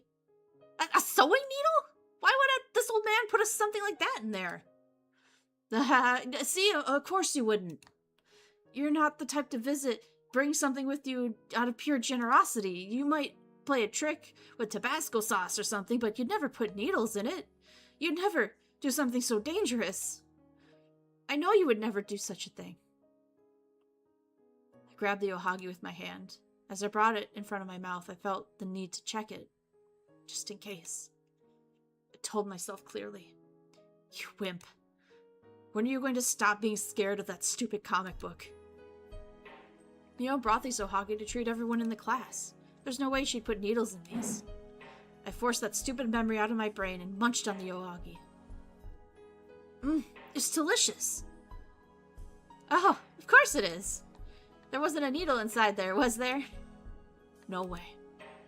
I'm really sorry. I just got caught up in like a traumatic experience I had once and my heart stopped pounding. I felt relieved. Hold on. How much did he get you to do an audiobook? Bruh. 2 McChickens. I'm in. When I was little, height-wise or age-wise? Both. Yeah, definitely both. Ovaries? Bruh. The next moment, I got the urge to say something to Mion. It wasn't the right thing to say, but I just felt like I had to say it. Hey, Mion? Yeah, what is it? The ohagi was delicious. Huh? I'm glad I brought them. Even though they were really heavy. I don't know why I wanted to tell her again that the ohagi was delicious. But I was glad to see that to her. I was finally released from that odd feeling. Well then, since Kei-chan overcame his fears and ate the ohagi, you should eat this squash then, Satoko-chan. It's soft and sweet. How can that lunchbox always be so full of squash? You're gonna give me a traumatic experience. Shi-chan is trying so hard to stop Satoko-chan from hating squash. She's pretty passionate about it. Maybe she sees her as her future little sister. By the time I finished eating my ohagi, we had returned to our usual fun lunchtime. Keiichi, what if? Oh, what if what? What if you did really see a needle inside your food? What would you do? That's not going to happen. Don't you threaten me, Rika-chan. Keiichi, what if it really happens? Rika-chan looked at me with a serious face as I joked around. What's gotten into her lately? Stop it. It's not gonna happen. I don't believe it will. I had just overcome my stupid trauma after all that. That's why I made that firm statement. I understand. Keiichi, I'm sorry for asking you so much. If you see a needle in your food, it's definitely some kind of mistake. Please, don't ever believe that it's me's fault. You're just trying to tell me not to be suspicious of Mion, right? Well, of course I won't. I would never be suspicious of my friends. I raised my fists in the air.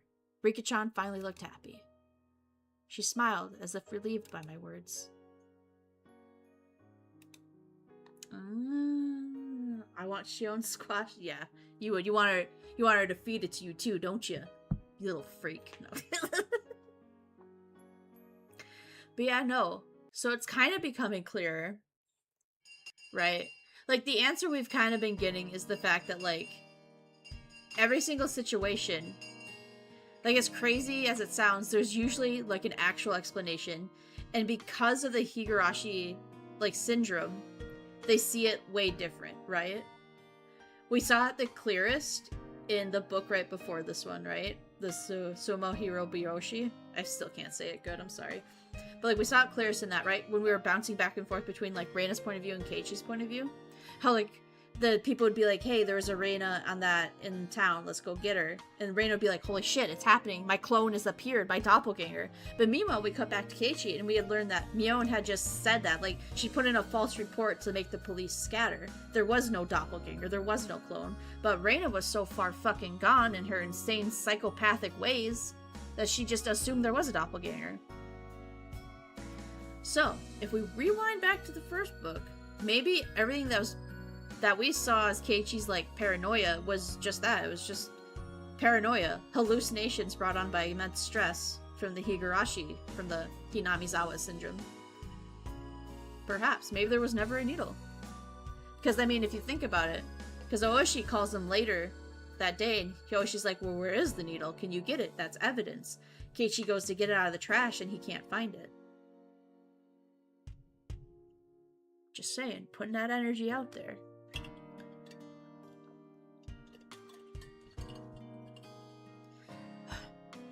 The items donated for the auction were gathered at the shrine. There's so much stuff here. So there was a doppelganger? No, there wasn't. There wasn't one. No. It was... Reina thought there was a doppelganger because Mion had put in a false police report about a sighting that there was one. Never was? Never was. Never has been. Yeah, no.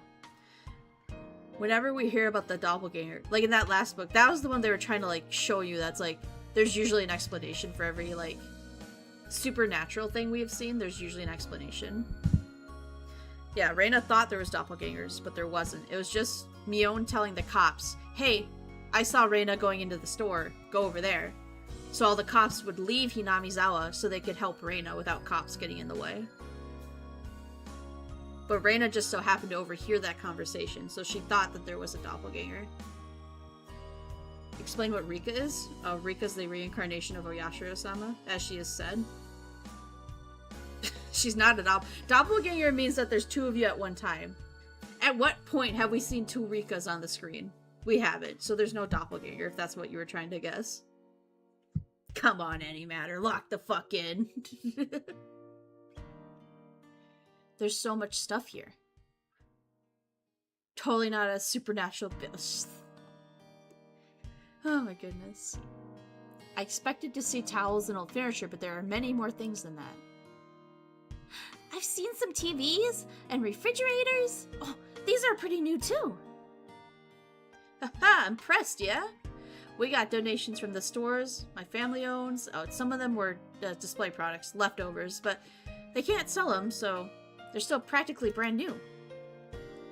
If you don't mind, something a model behind. They're incredible, right? Seeing how sun-bleached these brand new stickers are on these appliances makes me feel kind of sorry for him. No, Satoko, that's actually a big selling point. Even if it's a little faded, people feel better just seeing a brand new tools than they do items someone else used.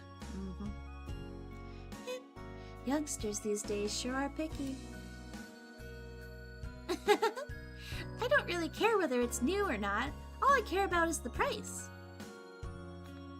Reina-san, you seem interested in furniture. Are you thinking about, like, living on your own or something? Oh, no. My dad and I are just thinking about redecorating the house. Brand new furniture is expensive, so I've been checking out these recycled ones.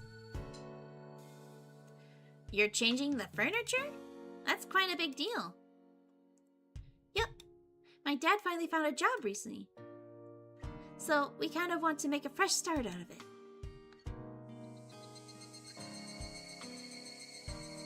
Oh my god. Alright, start thinking back. What the fuck happened when her dad got a new job? He also found a slut of a girlfriend. This was just last book. I think we can do this. If it makes us make decisions again, I think I'm more prepared. Okay.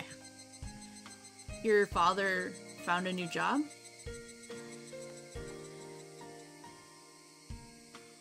Rika-chan had asked her, but I was thinking the same thing. Did that mean Reina's father was unemployed until recently? Yeah. He didn't work for a whole year after he broke up with my mom. I was really upset. I was always telling him to get a job. Reina explained that with her usual smile, so it took me a moment to realize how serious this was. And Reina definitely if what she said was true, her parents were divorced, and she wasn't living in a very good family environment. Reina talked about it like it was nothing. Shit. Your mother and father broke up? Well, they got divorced in Ibaraki. That's why my dad and I came back to Hinamizawa. Totally didn't kill her boyfriend. Wait, what?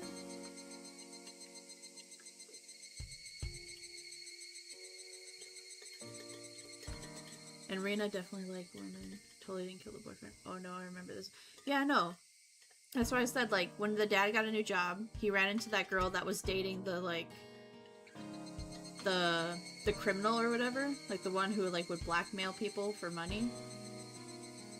So, like, then Reina killed that girl. And then killed the crime lord, too. That was, like, the whole last book. Was, like, us covering up Reina's 2 murders. It was always just sleeping or daydreaming. Divorces and breakups always wound deeper than Divorces and breakups always wound deeper than the more that they love their partner. It's not really a bad thing that your father was hurt so much. Then there was that anime. Yeah, that was the ending where Reina and Keiichi have like their big anime fight on the roof of the school.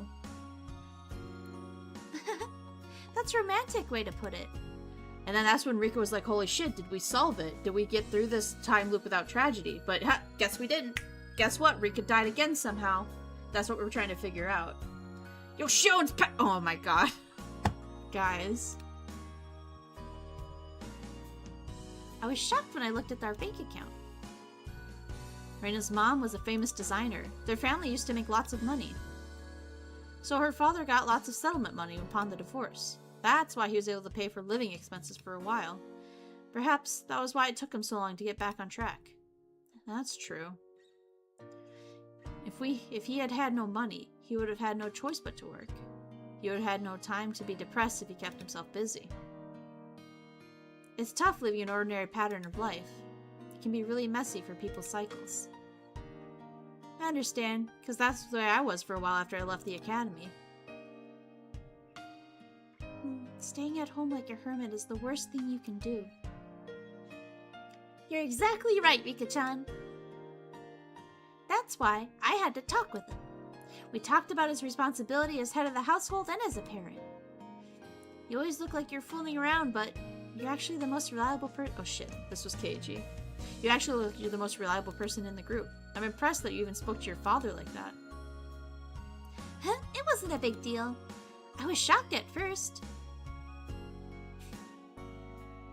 I found out that Dad was spending his money on some lady. As his daughter, it really hurt to find that out. And then? What did you do? Well, it was no good to think about it on my own. I just kept thinking in a negative way. So I spoke to Michan about it. Huh, all I did was listen. Reina's the one who voiced her problems and came to the conclusion about talking to her dad about them. I didn't give her any advice. But that was the important thing. Talking to people about your problems can calm you down a lot. Is that so? If she overcame it just by talking to Sis, maybe her problem wasn't that serious. Oh, that's not true, Shi-chan. Before I spoke to Mi-chan, all I thought was how to hurt that lady. But I realized that wasn't a good solution at all. Talking it out with him was the important thing.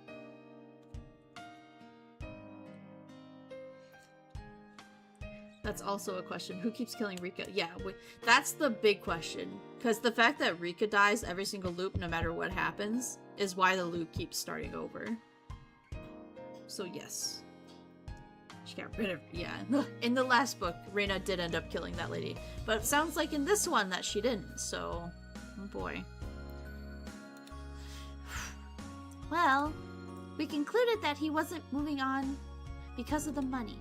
So we transferred the funds to different accounts, and I took charge of them. Now my dad has to get allowance from me every month.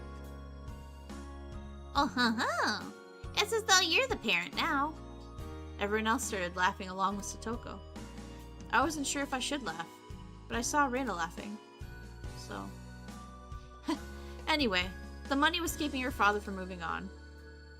As soon as he remembered the value of the money, he stopped going to that shady bar and got a job. It really was perfect timing. He was getting ready to pay the down payment for this lady's apartment. Ugh, that would have been a mess. You talk about it like it's nothing, but that's a pretty serious story. Your family could have been ruined. That's true. If I didn't talk to Mi-chan and kept on thinking about it on my own, I don't know where I would have been by now. Burying a body. I think I probably would have tried to kill that lady, and you succeeded. How nervous do you think Rika is right now? She's just sweating bullets like, holy fuck. Everyone laughed at hearing such a dangerous thing come out of Reina's mouth. Reina laughed too. But I saw something serious in her eyes. It was probably true that she once thought about murdering that lady. She seduced Reina's father so she could get money out of him. Knowing how short-tempered I am, I might do the same if it happened to me. I think she made the right decision talking to Mion instead of being irrational. I'm impressed. It's not that easy to talk about your family issues. I know. It took me a while to make up the decision to talk to Mi-chan, but that one dream changed everything. A dream? Yeah. Every night in bed, I think about my problems, so I was troubled even in my dreams. In my dream, I thought what would happen to me if I didn't do anything. I don't know if what I saw was my imagination or a prediction of the future. In my dream, I saw that lady living with us in our home. My dad and I don't smoke, but there's an ashtray in the living room. The futon in our guest room was now hers. In the bathroom, there's a toothbrush and shampoo that I'd never choose to buy. It was an unusual sight. That must have been very difficult and a disgusting situation. Satoko never told me, but I'd hear that she also had lost her parents. I heard that she went through these times when she was taken by her aunt and uncle. Someone told me about it. Once. Satoko seemed to understand Rina's pain as well. Yeah, it was a really disheartening situation. Eventually, I felt like I didn't belong there anymore. Then something urged me to kill her. That sounds so realistic for a dream. What happened after that? I realized I was a murderer. I didn't want anybody to find out, so I stopped trusting anyone. Spent all day in a place that I buried her. I was afraid that if I left that place, someone would find it. Find out that I killed her. That's a nightmare. Glad it was just a dream for you. I don't know. I wonder if it was just a dream. I think I saw my future. Like what would have happened if I didn't do anything about the situation. I woke up the next morning shaking in fear. I even felt like I smelled her perfuming the house. I wondered then, was that dream coming true? I was so afraid. It pushed me to talk to Michan. I remember Reina coming up to me, telling me that she had a secret to tell. I honestly thought she had gotten a positive pregnancy test for that moment. I can talk about it like this now, but it was really serious then. Michan is very dependable of a person. She listened to me and guided me through the solution. Eventually, we decided that I needed to talk with them face to face. Perhaps it wasn't a dream. Maybe you're right. I think it was more than that. Without that dream, it's possible that you never would have spoken to Mion. Oh shit. That would have changed your life drastically. A dream, huh? Huh? Oh, you got dreams too, Shion? Shion said something in a small voice. Only Mion picked up on what it was. I don't know what she said, but based on Mion's reaction, she must have said something serious. By the way, Shion usually went to school in Okonomiya. However, she had been coming to school in Hinamizawa lately. I didn't know why she had chose to come this far, but she seemed to be having fun taking care of Satoko. I had no idea what brought Shion and Satoko together. Wait, weren't they on bad terms once? Huh? Is that true?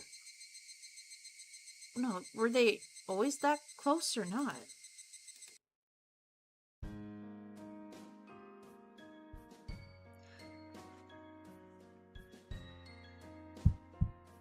Okay, who's the guy invading dreams and messing things up? Is this the time Keiichi remembers everything? No. See, this is our clue that everyone's remembering chunks of the past, like chunks of other timelines. Reina remembered her killing that girlfriend. I can only guess that Shion just now remembered her killing Satoko. Now you're telling me Satoshi is alive? No, I'm not. I'm not telling you he's alive, and I'm not telling you he's dead. We just know he's not here. Now I know. It's important to talk to other people. Well, we'll have a fun in a normal way. We'll laugh together in a normal way, and we'll all fall in love in a normal way. We won't doubt each other. We'll trust each other. Friends have a greater meaning than I thought. You can talk to them about anything. I finally came to realize that. You're right. You resolved not only your family issue, but you also realized the importance of friendship. Yeah. If anyone is troubled by something, I want to help. I really do. I want everyone to think that they can talk to me about their problems. Reina is saying something very important right now. Rika-chan is right. We all nodded at her without joking around. A moment later, we heard someone locking the door. We were all surprised. That person didn't mean to lock the door. She must have locked it by accident, not knowing that it was already open. She turned the knob, thinking it was now unlocked. Huh? Oh, is anybody inside? The lady knocked on the door. I could hear several other people outside the door. Oh, sorry! Yeah, let me open it. Mion replied in a loud voice and walked towards the door. I heard her greeting the ladies from the town council. Hey, will you guys lend a hand? What is it?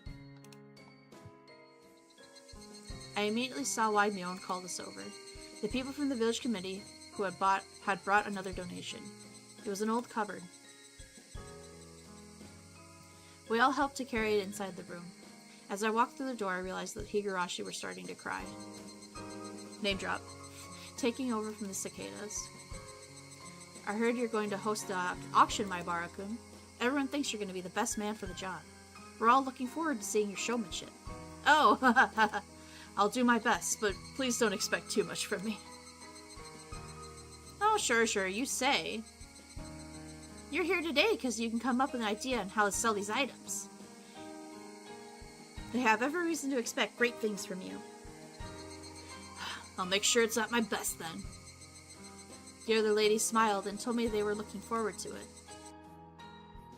It hadn't been that long since I moved to the village, but even these people offered me a position and a huge responsibility during the festival. So you could say that they've accepted me as a member of the village. I caused so much trouble where I lived before that I couldn't even go outside. But they're accepting me as a member of the village? I was happy. I felt bad that I still hadn't learned all their names.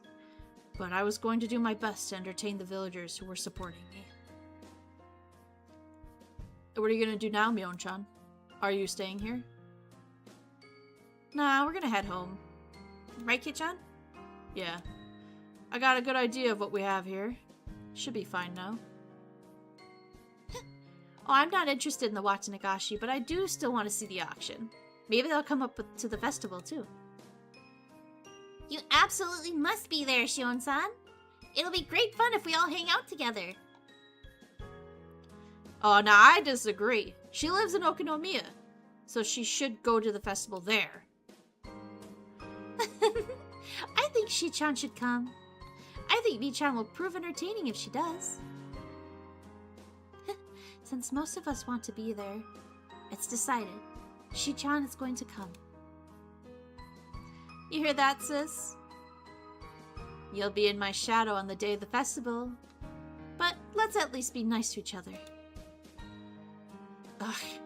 I hate you, Shion. I hate you, Shion. I hate you, Shion. Whatever Mion says, I know that they're actually close. The more Mion tried to refuse her, the more it was obvious how close they really were. Right, let's go. Make sure you get everything. I'm turning off the lights. We made sure that we didn't leave inside the left room. I looked around the shrine grounds while Mion locked the door. This big place will be filled with people on the day of the festival. These grounds are going to be the site of the festival. Man, I can't even imagine the crowd. I'm really looking forward to it. There's going to be a lot of stalls. It'll be packed with people.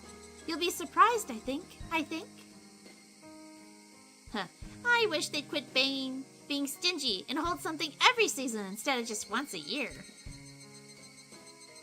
That reminds me, there's someone who visits every season. Huh? Who are you talking about? Oh, I know who you mean. It's that photographer I met the other day, yeah? What was his name? Oh, you know Tomotake Keiichi? That's right, Tomotaki-san. I met him on my way back home. Reina and Mion told me about him. Despite his burly frame, he's a fairly modest guy. He comes here every year to take the pictures, right? That's what he claims, at least. Whenever I see him, I feel like Watanagashi is close by. And after Watanagashi, it's the beginning of the summer. That's true. But the cicadas are already crying because it's gotten so hot so early this year. I heard on TV that this year is unusual. It's something to do with the thing called global warming. Oh, fuck. I love a hot summer. That's not proper summer if it's cool. Yeah, I agree. I like the different climates of the seasons. Cool summers, warm winters, they just disappoint. We gotta be passionate about as hot the summer. Oh my god, I can't fucking read. We gotta be as passionate as the hot summer. How many of us are going to be there at the festival? It's going to be a battle of the 6 evils. Once again, oh shit. Once again, we'll have a great Watanagashi this year. Yeah, I agree. I hope we'll have lots of fun. Hey Reina, do you know? When Rika-chan says something like that, it's not just what she hopes for. It's a prediction. If Rika-chan is telling us that it's going to be great, it's gonna be great. And that's our fate. Right, Rika-chan? Yeah, that's our fate. Rika-chan smiled with a nipa. Her smiles assured me that the day of Watsunagashi was going to be a great one for us. The auction won't be starting right away, will it? Nah, it's gonna be like right before the ritual dance, so we'll have plenty of time to just hang out together. Indeed. It's your first festival. You deserve to have fun. After Kei-chan's auction, we get to see Rika-chan's ritual dance. Oh, it sounds good to me. That means I don't get to see Keiichi the whole time. I have to stand by for the dance. Oh, you're gonna be in the show too, Rika-chan? What's the dance all about? Are you gonna do, like, something traditional because you're the shrine maiden? There's a dance that's ceremony and a ceremony for paying respects to the cotton inside the futon. You should root for her, Rika-chan, too, Keiichi-kun. You see? When Rika-chan dances in her shrine maiden outfit, it's just so cute! I'm gonna take her home with me! I've never seen a real shrine maiden before. I'm sure Rika-chan looks really adorable. I was looking more and more forward to the Watsunagashi festival. Reina, Mion, Shion, Satoko, Rika-chan, and I. The 6 of us will definitely have a great time. How many more days do we have? I'd never been this excited about a festival in my life. Oh, buddy.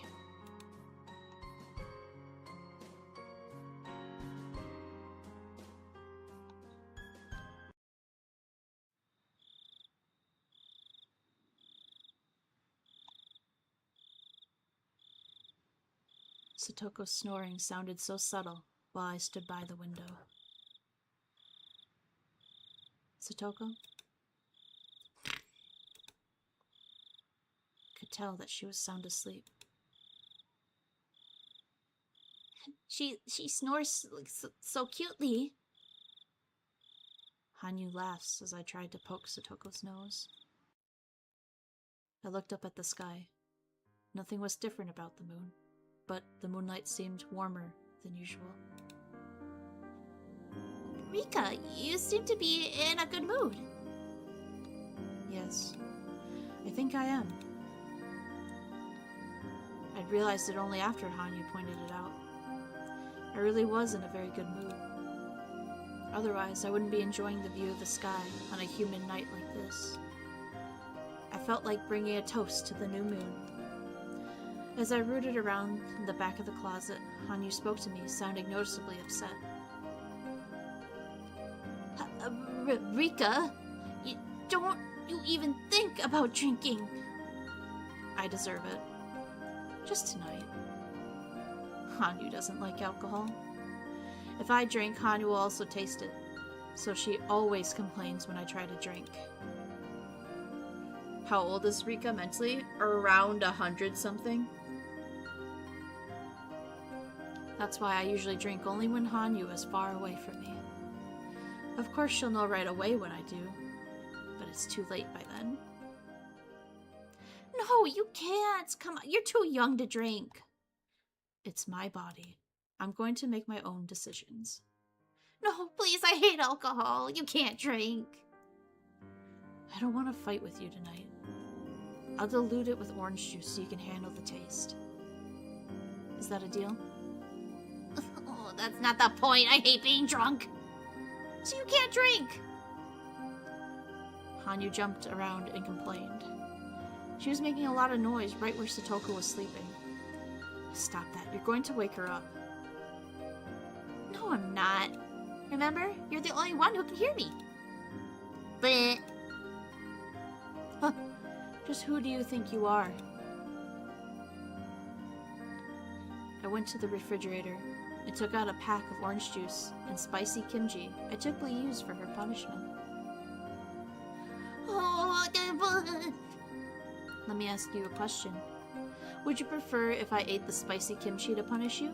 Or drink the sweet orange juice cocktail while you're enjoying this beautiful moon instead?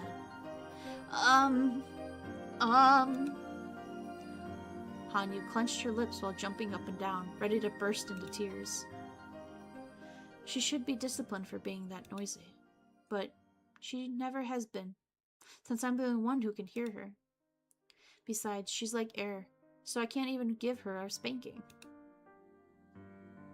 Hanyu loves sweets, but she really hates spicy food. Rika, come on. Would you stop jumping around? Satoko woke up suddenly, and I had to hide my glass in a hurry. Satoko doesn't know about my drinking habit. What time do you think it is? She fell asleep again after speaking. See? She was bothered by you jumping around like that. You're a nighttime nuisance.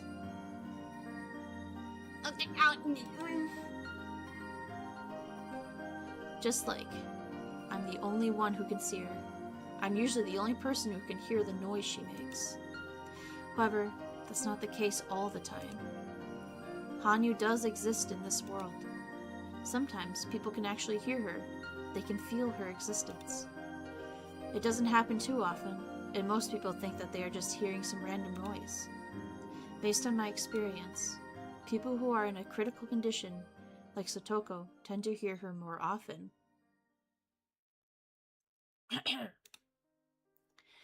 When I say critical condition, I mean who've reached L4 stage, as Irie would describe it.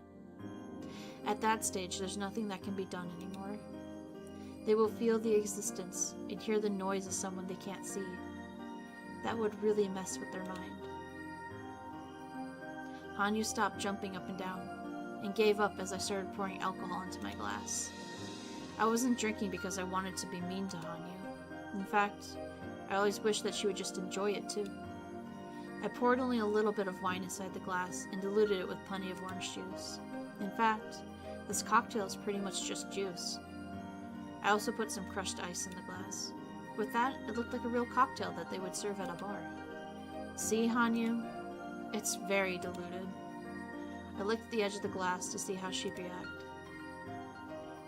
Yeah, I guess it's not that bad. Good. I'll be drinking this tonight. There's nothing to be afraid of anymore, alright? Hanyu had been scared at the kimchi punishment for a while. As I put it back in the fridge, she seemed relieved. I took the glass and headed back to the window. There was no breeze, but it seemed a little bit cooler. Hey, Hanyu. Do you feel that something is different this time? Are you, talking about Keiichi and Reina? Shion, too. Everyone remembers a little bit about their past. They seem to be using those memories to avoid their fatal mistakes. I don't think it would be that surprising if that was actually happening.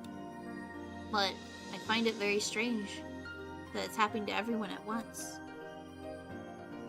I know I often use board games as examples of fate, but I feel like this is the same lucky chance as rolling all 6s on all 3 dice. I think that's a good way to describe it in the sense that we're starting to close to your desired future. But I don't think that this is the miracle that you've been waiting for. I knew what she was trying to say. She was telling me not to expect much. The die is designed to have 6 sides. It's not a miracle if I roll it and get a 6. A true miracle is when I roll it once, but I get a 10. Just like what happened when Keiichi in my previous life. In other words, a miracle is something that would normally never happen. Keiichi gave the doll to Mio. Reina spoke with her about her father. Shion started taking care of Satoko after remembering her promise to Satoshi. That was all because they had those intentions somewhere in their hearts. It was only a side of their die that can be engraved there already. But still, even if you couldn't call 3 dice rolling, this was well a miracle. It did mean good fortune. I'm sure it was God's way of celebrating you finally feeling motivated to change your fate. I thought you were one of those gods. You only treat me like a god when you're trying to tease me. I'm just kidding. Don't get upset. Anyway, that's why I'm such a good mood tonight. I lifted up the glass of orange wine and gave a toast to the moon. It tasted like nothing but sweet orange juice. It was funny to see Hanyu making a happy face as I took a sip. I wonder, can I escape the death of 1983 this time? If our goal is to escape this board, then I don't think we're ever going to have such good a fortunate start again. No matter how hard I tried to prevent things from happening, there were some things I could never control. It's such a huge letdown when that happens. Even after trying so hard, something renders my efforts infrugal. I'd probably be wasting my time for so long because I was trying to escape from that pain. For the first time in my life, I've been blessed with a favorable situation. Everything seems perfect in this world. There's no reason for me to be depressed. It's like the weather is perfect, and the wind is blowing in just the right way. If I fail to put the ship out to sea, there's nothing to pin on the blame on. I understood what Hanyu was trying to say with the concerned look on her face. If I didn't escape my death under this fortunate situation, I'd have to accept that my fate wasn't something that could be changed. This is an ideal world where all of my friends overcame their problems. I was always in a depressing world, but this time, all of the pieces of the puzzle have been matched. If I couldn't change my fate this time, in this world, then it was proof that I couldn't change it in any world. That was the ending that I'd been afraid of for a very long time. The loss of hope and the death of my soul. Of the pair of us, I was probably the only one who would die. Hanyu would most likely remain here, even if my spirit disappeared. She must be afraid of being alone after I lose myself. That's why she's telling me not to expect much. I bit down on the ice strip inside my mouth. It was pleasantly cold. Hanyu, I know we've been over this many times, but I want you to think about it again with me. Sure. You want to know why you're being murdered in 1983? Yes. A strong will becomes fate.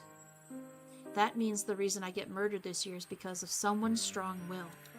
I think you're right. Who will benefit from the killing of Rika Furude? If that person has a strong will, there must be a clear motive for them doing so. It might sound odd coming from me, but I think most people like Rika Furude. I don't think any villagers would have a motive to kill me. The people who live in the village are all fond of you. Thanks to you. I'm just showing you my appreciation. Anyway, we now know that the Sonozaki family is not the culprit. I have no idea who else would want to kill me.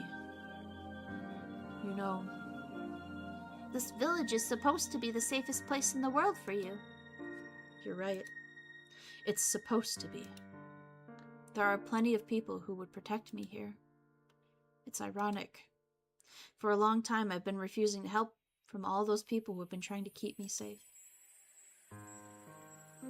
Rika, I think you should rely on Ire. People in the village love and cherish me, but no matter what, they never save me when I try to escape the fate of my death. I spoke to several villagers in the past, but they never believed me. None of them saved me in the end. They probably didn't believe me because I had no idea who was trying to kill me, or what their motive was. If I could explain that, people might be more accepting of the story. But there's nothing I can do about that. No one would believe a little girl saying that she's going to be killed without some rhyme or reason. All they think of me as the reincarnation of Oyashiro-sama, leader of the Furude family. They do cherish me, but they won't protect me with their lives. On the other hand, Irie and his people are totally different. They realize how special I am, and they would try to make sure that nothing happens to me. If I confessed to them my life was in danger, I'm sure they would do their best to prevent it. They have all the means to protect me from a violent end. However, none of it really worked in the past. It's not that they're unreliable. It's because Takano, the one responsible for protecting me, always gets killed on the same day at every time. In other words, asking her for help is completely useless. She's very reliable, but she also isn't. It's ironic. The only one who knows the reason why they can never save me. I wonder if that's the murderer's plan. Tomotake and Takano get killed because they're my guardians. Then I get killed after that. I think Takano's death is definitely related to her own. If that's the same faith, I mean. If the same suspect is killing them for the same motive, I might be able to alter my own outcome by preventing their deaths. I don't know if you remember, but we've tried that before. The deaths of Takano and Tomotake mean the loss of my protection. Because the two of them die, the suspect is able to kill me. That's why I've tried to prevent their deaths somehow. But they've never believed me. I tried so hard to persuade them, but they didn't listen. I eventually gave up and just thought of their deaths as fated to happen. It's the same hopeless feeling I used to have toward my parents, when I was able to go further back in time. When I found out that the death was inevitable, I lost interest in them. After all, that time had passed. I forgot how hard I had used to try and prevent my parents' deaths. Besides, I thought you hated Irie and his people. Yeah. They look at us like nothing but guinea pigs. I support them so I can help Satoko. But it disgusts me to think they're only using me as a test subject. I've been resenting Irie for that reason. Still, I should try to get closer to him. After all, he's the only person who understands how important I am. He's the main person I should be talking to, and he has the most potential for protecting me. I can't avoid seeking help from him just because I don't like him. I've asked him for help several times before, but Tomotake and Takano get murdered even so, and it ruins everything. After their deaths, Irie panics and becomes useless. That's why I gave up on seeking help from him. But in this world, I've been blessed with a positive situation. I will never have as lucky of a start as this again. This is the best chance I'll ever get. I should give it my best shot. I really don't like him at all. But he's not a bad person. I should respect him more. He's serious about helping Satoko, and he's not as much of a mad scientist as I'm inclined to think.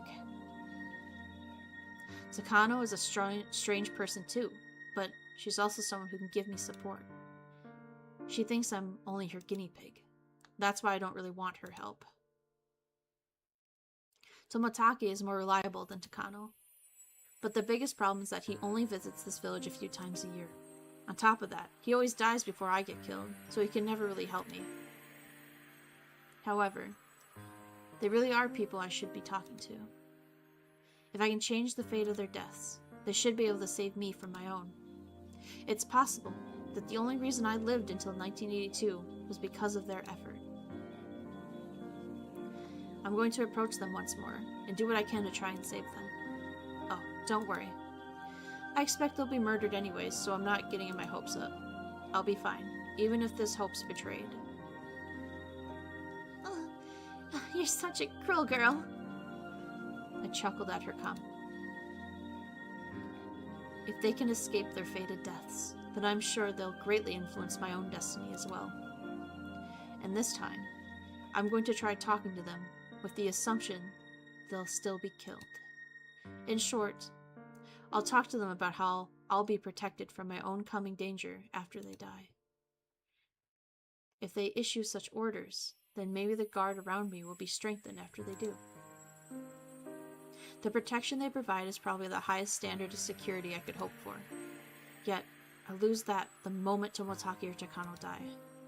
So I never have their protection after Watanagashi, and therefore I get killed too. In other words, that's it. Whoever possesses the strong will to kill me actually just wants me dead. Yet so long as those two are alive, there's tight security all around Hinamizawa. That prevents the killer from getting to me. So, to kill me, they must first kill Tomotaki and Takano, the heart of the security. Then my protection falls away, leaving me exposed. The more I reason it out, the more I realize their fates are connected to mine. Thinking from that point of view, my destiny becomes inescapable the moment I abandon them to die. You should know that you have to do first then. Yes. I have to think about saving their lives before thinking about mine. It's kind of ironic. I gave up on them because I was more determined to save my own life, but I finally came to the conclusion that I have to help them first before helping myself. But there's something I still don't understand. Someone with convictions this strong is trying to kill me for some equally strong motive. Yet no matter how often I debate it, I can't think of anyone who'd benefit from my death. Not only that, but there should only be people who'd want to protect me, especially since they would do anything to protect me in the present environment. They even eliminated my mother. To be perfectly honest, I don't even care about her anymore. I never got along with her.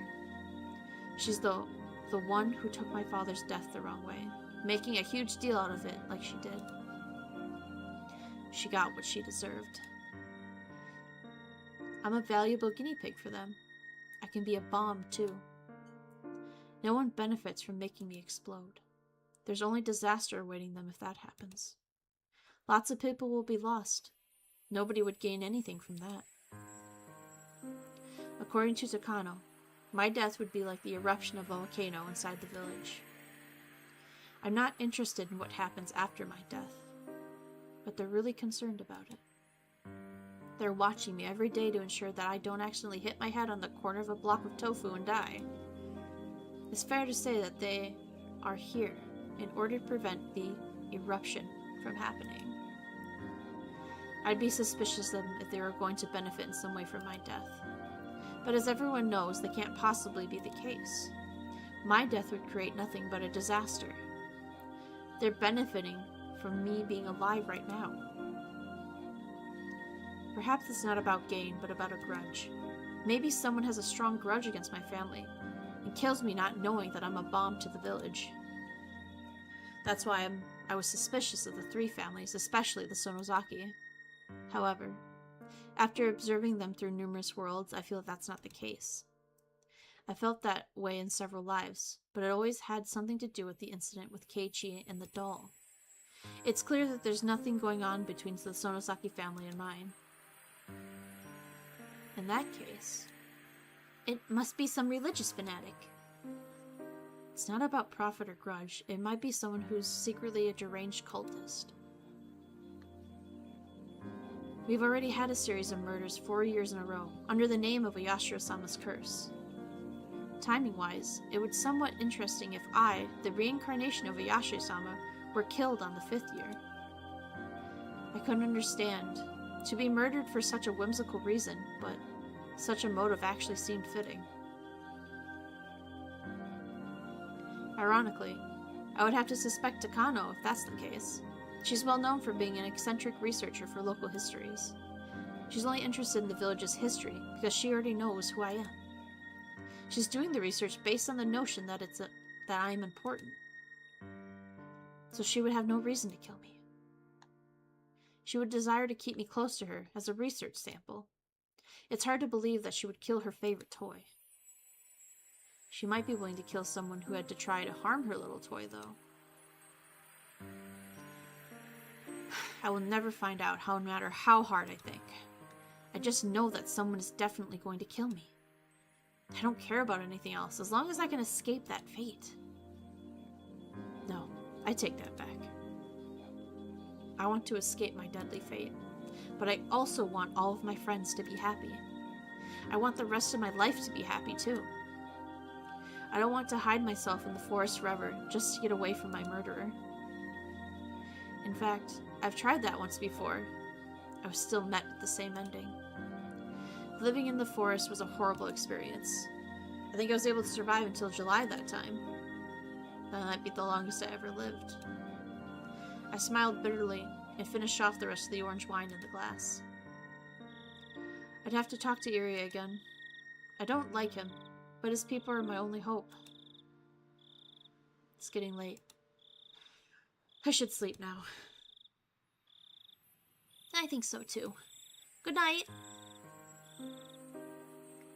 I lay down and closed my eyes, but I couldn't fall asleep right away. Suddenly, I remembered Reina's words out of nowhere. It was no good when I thought about it on my own. I wasn't thinking about it on my own. I was talking about it with Hanyu. Now I know. It's important to talk to other people. Friends have greater meaning than I thought.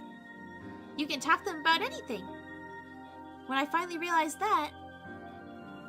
After I asked Takano for help, should I ask Keiichi? I've told him before in my previous lives, but he never believed me then.